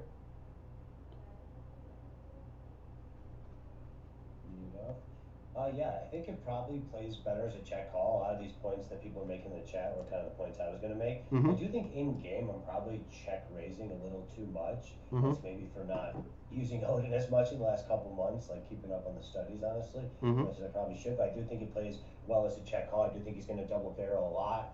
I think also you're going to, when you do check raise here, he's just going to, if he has air, he's just folding every single time, or maybe not every single time. Let's say it's queen, jack, queen. I mean, he doesn't have to fold every single time, so maybe that's not accurate, but he's folding a lot of his air balls if you check call here, and I think he will be barreling quite a bit. I think when you, I'm not sure how much this probably affects your check raising raise, a decent amount actually. The ace of diamonds in your hand, I feel like if you didn't have the ace of diamonds, it'd probably be a little bit better as a check raise. I could be wrong on that, but I think it plays. You mean the 8 of diamonds? 8 of diamonds, yeah, sorry, the 8 of diamonds. Be a little bit better as a check raise, protect maybe a little bit more against that board, and then you would not obviously block any of the flush draws you could have, because you could be betting like a big 8, 9 of diamonds, let's say 10 of diamonds, whatever, like a lot of 8x of diamonds. So probably better as a check call. I do think in game I've been probably check raising this too much, but I think it plays better as a check call. Okay, yeah, so all that's good. I will say that I did roll in game. Now, as a standard that I don't think I saw anybody notice, or that I didn't see anybody mention, is that the size of the bet And now, again, this is closer to a half pot size. So, like, obviously, the smaller our opponent bets, the wider of a range they can be bet. They're betting because they're risking less money to win more. So the smaller they bet, the wider of a range they can bet. Now, the more they size up, the more polarized they're making their range, because you can't just bet every single hand in your range for a bigger size, or you're just going to be losing too much money where you have the weaker part of your range. So the more they size up, the less we want to be raising in general. And you're going to see that through literally every single example of hands that you run. The smaller somebody bets, the more you want to be raising, because if you're not raising to those small bets, then you're just allowing your opponent to just blindly c-bet for a small size, which is kind of why I usually just default c-bet over overly aggressive, because I'm essentially challenging my opponent to not only come up with the proper amount of check calls, but the proper amount of check raises, and I don't think anybody is doing that as much as they should be. Now, when they size up a little bit here, they're polarizing their range to like the weaker part of their range is kind of gone, and now they're saying they have better, not only the top of their value range, but better draws here. So the bigger they c-bet here, the less we want to be raising in general. Now, I think this hand is strong enough where it can do both, and I think I ended up rolling, and I ended up rolling a check call. And I think for the reasons that we said earlier, I think this hand definitely makes sense as a check call and a check raise. So it's good for us to be doing both. And I do also think that opponents will just basically be like, oh, I have top and bottom pair, I have a really strong hand, I'm just going to default raise here. And I don't think that's the way you want to be thinking about it. I think a lot of the points that the members brought up here were really valid. We don't have a lot of really strong hands in this spot, and our opponent is actually going to be relatively aggressive on a board like this because of those reasons. So I definitely think it's good for us to not just be like, okay, we have two pair here, we're just always going to raise. It's also good for us to notice that our opponent might be relatively aggressive on this board, and we're also lacking a lot of strong hands. So for those reasons, we want to be check calling at least at some frequency here. So yeah, so we ended up check calling. And on the turn here, what do we like here? Now that the flush comes in,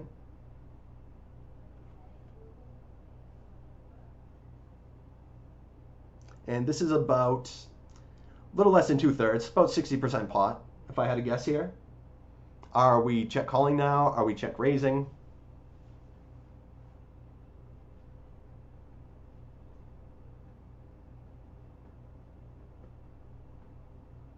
Flush has now completed.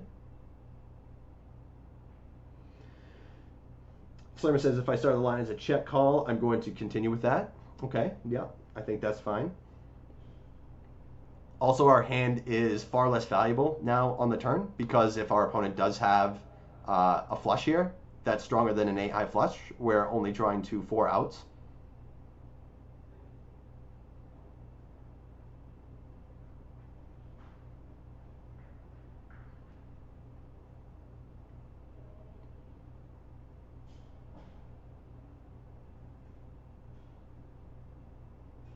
Several people are typing.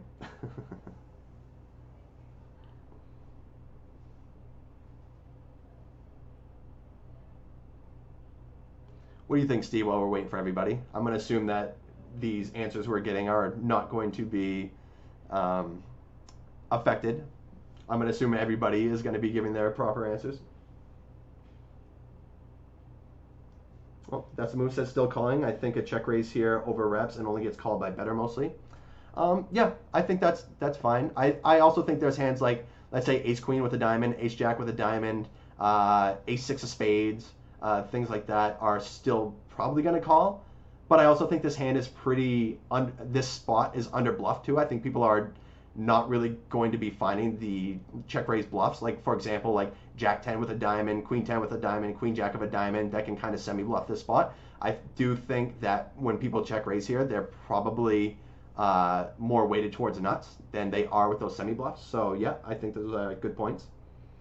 Agora says, very confusing spot for me considering I would have raised a flop, but probably calling. Yeah, it's definitely, this is tricky, but this is why it's good that we're talking about these spots to see if there's pros and cons between each spot. And Final Fly just calling here again. Okay. What do you think, Steve?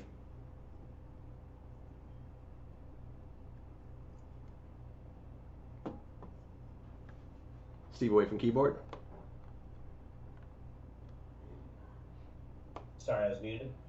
Didn't realize that. My bad, Kurt. I was talking to you when you asked me last time too, and I didn't realize I was muted. Right. So yeah, I would just be purely calling here. I think that like the ace, queen, ace, like there's a few combos like you're saying of hands that you could beat, but overall, if he is going to be calling you or going with a hand after that, you're probably in a pretty bad spot. And I also don't think you're going to be getting. I mean, I don't like you're if there are some bluffs in this range, and even some semi bluffs he's putting in. I mean, you're going to be canceling those. I feel like you're going to be kind of causing those to not keep betting. I'm trying to think about the hands right now on the spot. I do feel like it doesn't make sense as a check raise here. Like, I don't think you're gonna be getting much value from many things. There's probably like a few hands, maybe like 3 or 4 hands that you can get some value from in a spot like this. So probably plays better as a check call. And obviously you're still keeping a lot of bluffs in this range. Maybe he's betting the turn here with like a 7-9 with a 9 of diamonds, or I don't know, like some other, like a queen with a 9 of diamonds, or I don't know, some like hands, whatever, like a queen 10, no diamond. I'm just throwing shit out there at this point, but I don't feel like you're going to be getting much value if you check raise here, so I think the best play is check call. Yeah, I agree with a lot of that too. He can also be like value owning himself with hands like ace-6, king-8, king-6, stuff like that. Even like ace-queen with a diamond, ace-jack with a diamond, stuff like that. So I think it's probably good that we just mostly call here. Now, I'm not exactly sure what's best here. I know I didn't even roll for this spot. I think I just pure check called here once a flush comes in. And then our hand is likely going to be strong enough to call down on most rivers here. So ended up check calling here. And then our opponent gives up and shows the queen jack with the jack of diamonds here. Now, I will ask you guys this. If you're in the button spot here, are you triple barrel bluffing here, or are you giving up? And if you are bluffing, what size are you making it on the river? Opponent has about 1.5x pot behind. So if you're in the button shoes here with queen jack with the jack of diamonds, do you bluff on the river when you get check called twice? And if you do, what size do you make it? Or is this hand a good give up spot?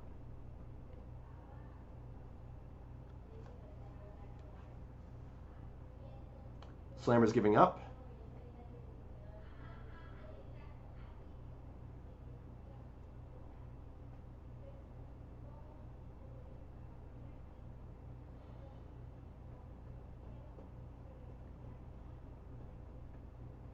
I will say right now, I'm very happy with how the session has gone here. I'm really digging a lot of these answers that you guys are giving. It seems like you've been putting in a lot of work. You guys are thinking pretty high level. Again, I'm not sure of everybody's experience, but I know a lot of these faces that we've seen in here since we've started these, and I'm pretty impressed with the answers that I've been seeing for the most part here. So props to you guys. Fountain Flood says, I shove versus non-recs that I think are capable of folding. Learned a long time ago not to try and be able to make a fish fold top pair. I 100% agree with that. I don't know how much money I lost trying to make weaker players fold thin value. I still struggle with that quite a bit too. It's obviously hard. That's such an interesting, that's such an interesting thing. That's literally what was going through my head in this spot, actually. I'm just like, yeah, like shoving probably is the best play, but like, is the fish just gonna snap calling with an ace here without any thought? A lot of the time, yeah. So and go ahead. Yeah. Go ahead.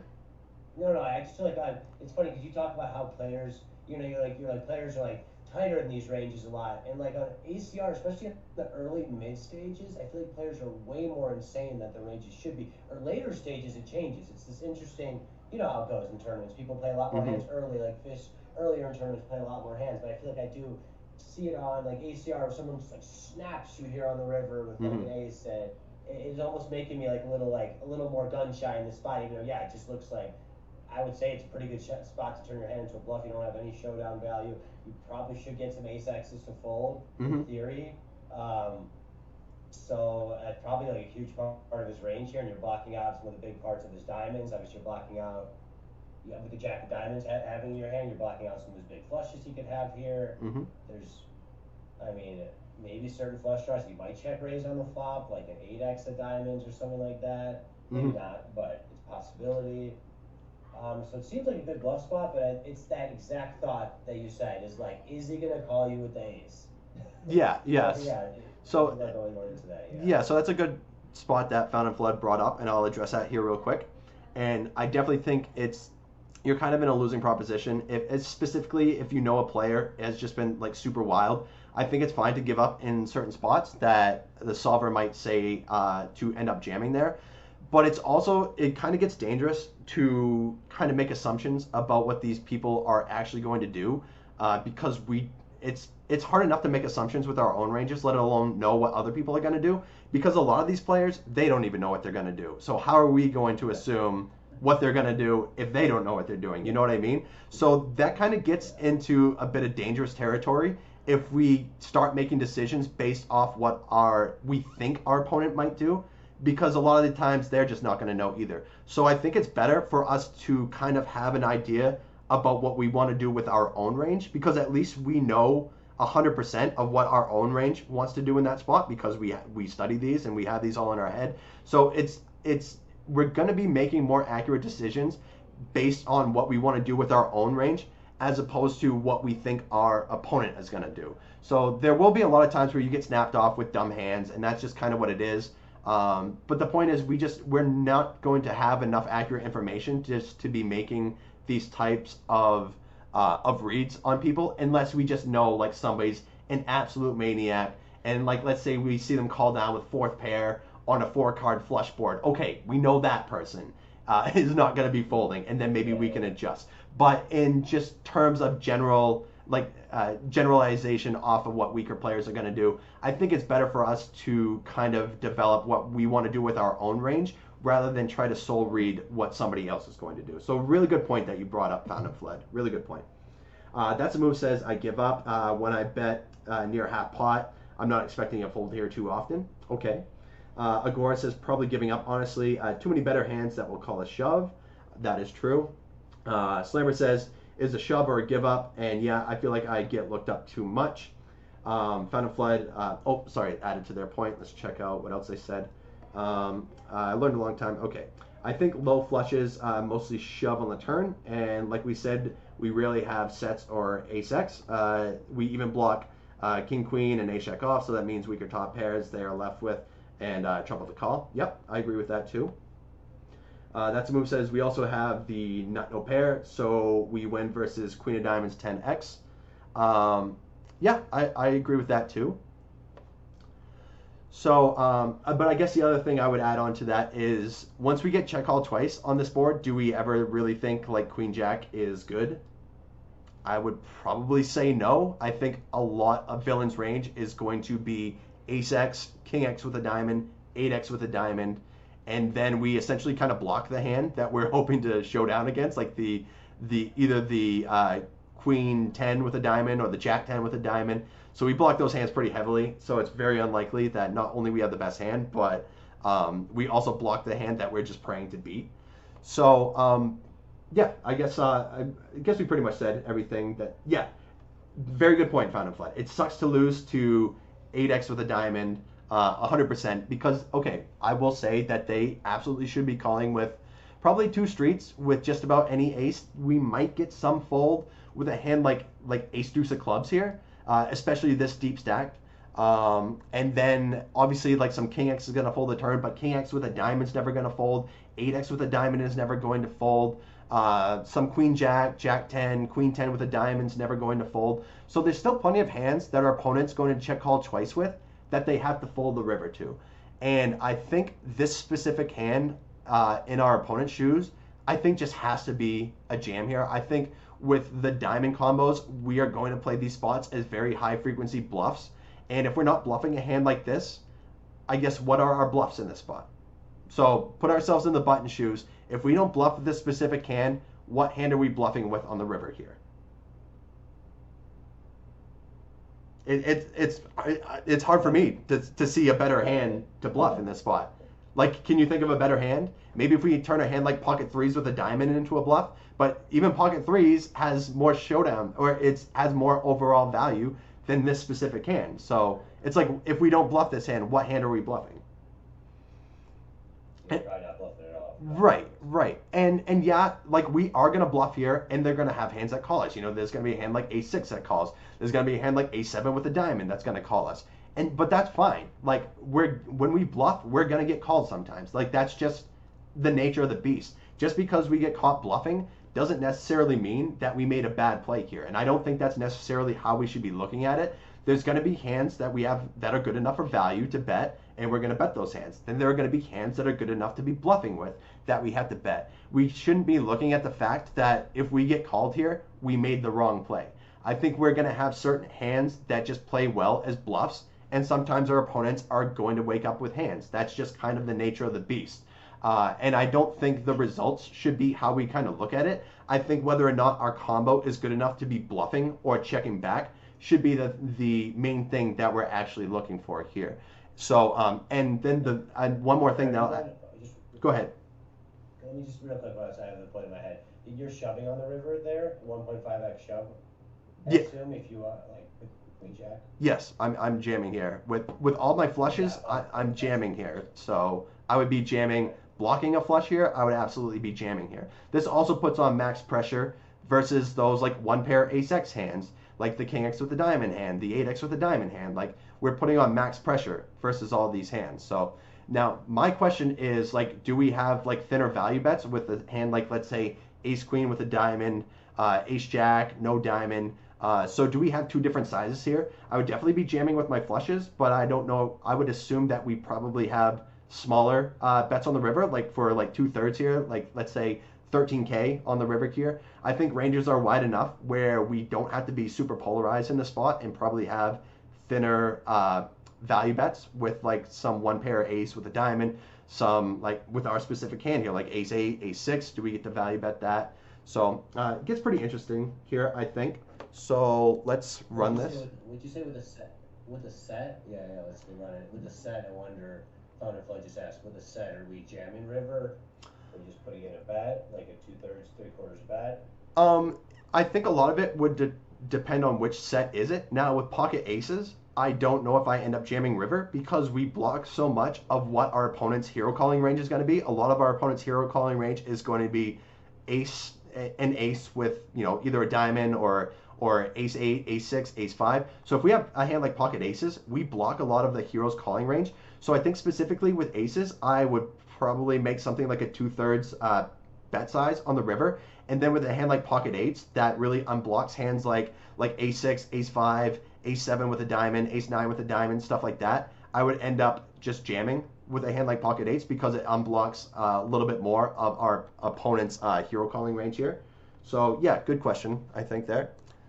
So we'll check out what's happening here. Oh, yeah, found a flip for sure.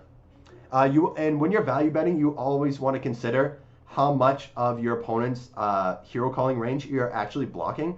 And the more of your opponent's hero calling range you actually are blocking, the less you want to be making these massive sizes, because when you make it a massive size and you block a lot of their hero calling range, you're just going to get too many folds in a spot like that. So you definitely want to adjust and ask yourself how much of your opponent's hero calling range you're actually blocking. So I'm going to assume we're going to see a very high frequency bet here. Yeah, you can see only 11% checking going on here. Now, I would just standard default make it a just full range C bet in a spot like this. And we can see that multiple sizes are being used, mostly the very small size being used here. But we do have traces of like third pot, 2/3 pot here. I'm going to lean towards third pot because it was a little less than half pot here. So we'll just throw this in here.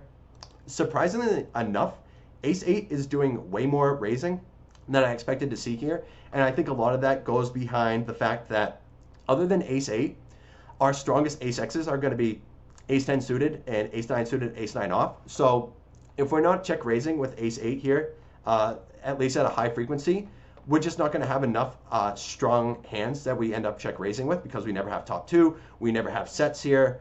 So essentially the strongest hands are going to be ace 8, king 8 in this spot. Real quick, I'm going to just put in 2/3 here, and we'll probably see more check calling happening. Yeah, so you can see now we have a lot less check raises here because our opponent is not only polarizing their range by betting a bigger size, but we also do a lot less raising versus bigger size bigger sizes in general, because our opponents are saying that they are betting a more polarized portion of their range here. So just to combat that, we want to do a little less check raising in these spots here. So I'm actually going to run it as a 2/3 because I think our output will be a little bit more accurate with our specific combo, because we did check call here on the flop versus the bet size, and we're essentially almost never check calling versus third pot here. So we're just going to run it like this. And 6 of diamonds here on the turn.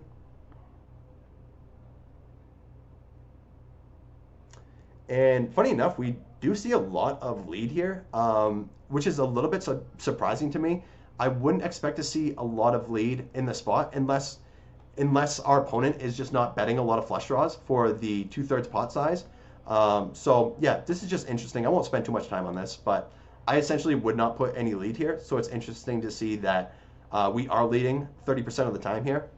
Now, I think our opponent bet a little less than half pot here, or a little more than half pot on the turn here. Most frequent size being used here is actually the third pot size, sprinkling in some 2/3 as well. So I'm going to throw, let's see, we'll do the 2/3 here as well because the bet size was closer to 2/3 here. And we actually do see some mixing for the jam size here, and mainly they're doing it with the 8 of diamonds in case there is a time that our opponent wakes up with hands like, let's say, pocket kings, ace king here. So if they do end up calling us with these hands, we at least have some equity with our 8 of diamonds here. But you can see that the combos that don't have the diamond in here are essentially just playing pure check call. So, but anyway, for what it's worth, I would not have mixed in check raise here with this specific combo. So Odin wants to shove here? At least at some frequency. Oh. Wow. And 5 of hearts on the river here. We are pure checking here. Now I'm going to go to, yeah, you can see villain is pure jamming here with queen jack with a diamond. It's never giving up here. Now the queen jack without a diamond, you can see is pure checking here. Like queen jack with the with no diamond is purely giving up here, and that's mainly because, like, yes, this hand has no showdown, but it's also not blocking the strongest hands that we're going to call down with, which are of course flushes here. So when we unblock flushes, we want to be giving up these spots a whole lot, because when we're bluffing, we want to make sure that we are blocking the strongest calls that the opponent is going to have here. So that's why you see pure give ups here with queen jack with no diamond, but you see pure jams here, and it's pure jamming for what it's worth. Let's see, the pot is 35 bigs. The way we made this up, it's essentially a pot size jam, so this is the only size that they're using. So yeah, queen jack with the diamond, pure jamming in the spot. Without it, it's going to be a pure give up. So yeah, interesting spot here, I think. Any other questions we have from this output?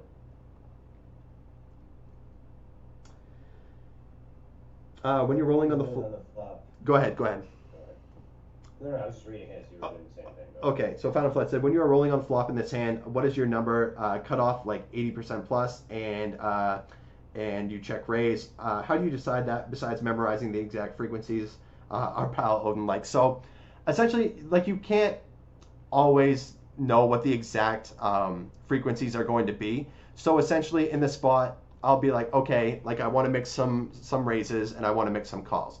I'm not going to know the exact frequencies here, but I'll know I want to do both. And so let's say they bet around half pot here. So versus a half pot bet here, I think we want to be doing both, because they're not like super polarizing themselves. Now, if they bet like full pot here, I would probably randomize like a really small check raise, because the bigger they bet, for example here, I'll put in a pot size C bet here, the less we want to be check raising here. So you can see we're only check raising 2% of the time here. So essentially we're almost never check raising versus a pot size bet here, and this is because our opponent is really polarizing their range here by saying they have really strong hands or really strong draws, and the bigger our opponents end up c-betting here, the less we want to end up raising. Now the exact flip side goes when our opponent bets like one big blind here, because they're essentially saying where we have a really strong range advantage here, we're just going to bet every single hand to put more pressure. Now you can see we're raising like 13% of our range in this spot. So the bigger our opponents raise here or bet, the less we want to be check raising. And then the flip side goes, the smaller our opponents bet, the more we want to be check raising. Now in this specific example, I'll say they're betting a size where it's kind of in between. So I'd be like, okay, half the time I want to be check raising here, and half the time I want to be check calling here. I'm not necessarily being like, okay, what's the exact frequency here? I want to be like 40% check raise and 60% call. I'm just going to throw out a random number in my head immediately. So I'll be like, okay, I want to raise half the time, I want to call half the time. And then I'll just end up rolling there. I'm not necessarily so concerned that I nailed the exact frequency. As we can see in this example, this hand versus like a third pot is high frequency check raise. I would not have nailed that in game. I would have given myself the spot to check raise half the time and check call half the time. So as long as you're giving yourself some sort of frequency, I think you'll be okay. I wouldn't worry so much about nailing the exact frequency. So yeah, good question there. Kurt, I think we should maybe wrap up after Yeah. this. I don't know if you want Yeah, to this do is- more, but I think we should maybe wrap up. No. This is gonna be the last one. I'm starving and starting to shake here too. So yeah, we're at 2 hours here. So yeah, if you guys have any other questions on this specific spot, feel free to let me know. If not, if you guys have any other random questions that you want Steve or I to answer before we head out, just let us know. Yeah, you guys crushed it today. I can tell you guys are starting to Mm-hmm. really get these things down more and more over time, especially like, you see the same people at the sessions. You can tell you guys are getting better and better, It's Mhm. great to see. Yep. Great to see. A lot of your answers were very on point today. 100% agree.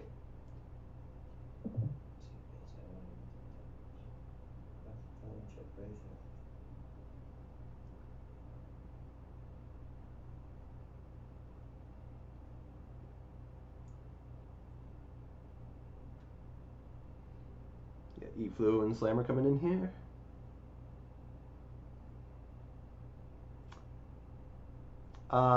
When villain shoves, are we calling? Yeah. We. That's actually a good point too. I mean, I would assume we have to call. This hand, well, I'll say in general, once we get here, this hand does, for one, it's just too strong to be able to fold. For two, it does block flushes here.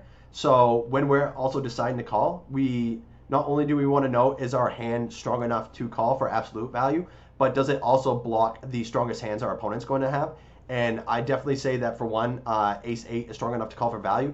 And not only that, but it also blocks some flushes that our opponent could have. So I would say that this hand is going to be a fist pump call by the river. Now, I bet it gets a little bit closer if we have like ace-8 with the 8 of clubs here. But I would still say for our overall hand strength, we probably still have to call. But I would not be surprised if there's a little bit of fold here. Because once our opponent triple barrels, I think they are obviously repping more flushes than anything.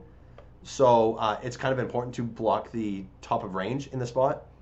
I see that this is like closer to an overbet here, which is kind of what I wanted for this situation here. And you can even see like there is more overbet being used here with the diamond combos, and that's because we want to be jamming here mostly with our flushes.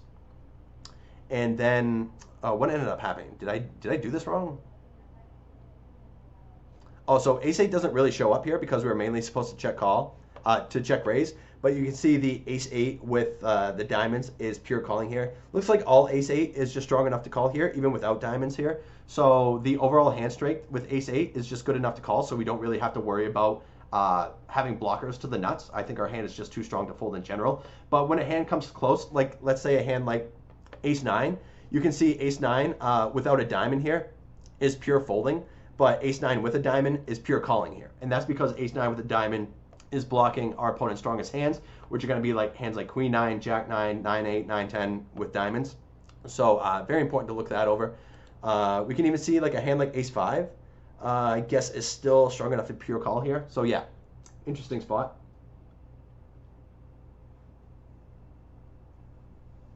And yeah, Slammer, we can actually do some more work with the charts as well because, and I think you kind of got an idea about like, we don't want to just take the charts for what they say. It's important to kind of ask ourselves questions as to why the chart is doing what it's doing. And then also maybe we can adjust what we want to be doing based on what our specific opponent is actually doing, whether our opponent is too tight, too loose, and not just looking at the chart and being like, okay, the chart says this, so I do that. we also want to see like what our basic guideline is, and then kind of adjust depending on what we think our specific opponent is kind of playing like, if they're too tight or they're too aggressive. So yeah, anytime, E-Flu. Glad you showed up again. Salud. All right, any more questions before we wrap it up here? I just want to say that Ruthless tonight is going to be on the Barstool Sports Cracking Aces podcast. Sick. Close to that. Super fucking sick. Mm-hmm. You have to check that out for sure. Probably a few days. Yeah, probably a few days after. So, thank you, everybody. You guys are crushing it. Just keep studying, keep coming to these sessions, keep getting better. Yep. You know, I think that I actually liked a lot what Kurt showed at the beginning how he studies, because I do think it's an important thing that some people, you know, like learning just how to study is a art in itself. Really, it's kind of like you have to know what you're doing, or you could be studying the wrong way. There's definitely a thing, you know. Yeah, utilizing and maximizing your efficiency when it comes to studying is almost just as important as studying itself, because at least when I first started, there was a lot of, you know, me just blindly looking at charts, blindly plugging in hands and being like, okay, the chart says this, or my solver says that, so I did a good or a bad play here. That's not necessarily how we always want to be approaching it. There's always, because nobody's playing like the charts, nobody's playing like the solvers, so it's obviously nice to see what our standard default play should be, but then it's also good to adjust depending on what we think our specific opponent type is playing like. So hopefully I just gave you guys a little bit of an idea about how I study and really try to maximize my my study time as well, because there's only so many hours in the day. A lot of our time needs to be dedicated to playing too, so we want to make sure that we're getting as much as we can from every study session that we run. So yeah, so hope you guys are digging that. Thanks again, Steve, for joining us. We will be doing our next study session on Thursday. If we do want to review some members' hand histories, it might be easier if you guys actually just record some footage of you playing a couple tables. Obviously, ACR has been giving us problems loading hand histories, so if we want to do that here in the future, which I think would be fun to do, if you guys want to record some study or some live play that you're doing, and then we can review it for the community to kind of check out, I think that would be cool as well. So yeah, if you guys want to help us out there, that would be awesome too. And yeah, we'll figure out what we're going to do for Thursday. But again, we will be doing this again Thursday at 12 o'clock Eastern time. And yeah, just want to thank everybody again for joining us. Very impressed with the improvement that I'm seeing from the community here, and glad you guys are digging these sessions. So yeah, thanks again, Steve, for your help, and I'll see you guys on Thursday. Appreciate it, guys. Yeah, thank you, Kurt. Great stuff, man. Yep. Great stuff. All right, guys. Thank you all, guys. See you Thursday. Yep. See you for the community tournament tomorrow and the LionShare show. Yep. Yes, Thursday. sir. Kurt, you're not streaming today, I assume? I'm probably gonna try to stream today. It's my stepson's birthday, but everybody in the house is sick except for me, so we're probably not doing anything. So I might try to stream here. I'll post it in the community before I do anyway. So Okay. all right, guys. Thanks a lot. Thanks, everyone. Thanks, Kurt. Bye.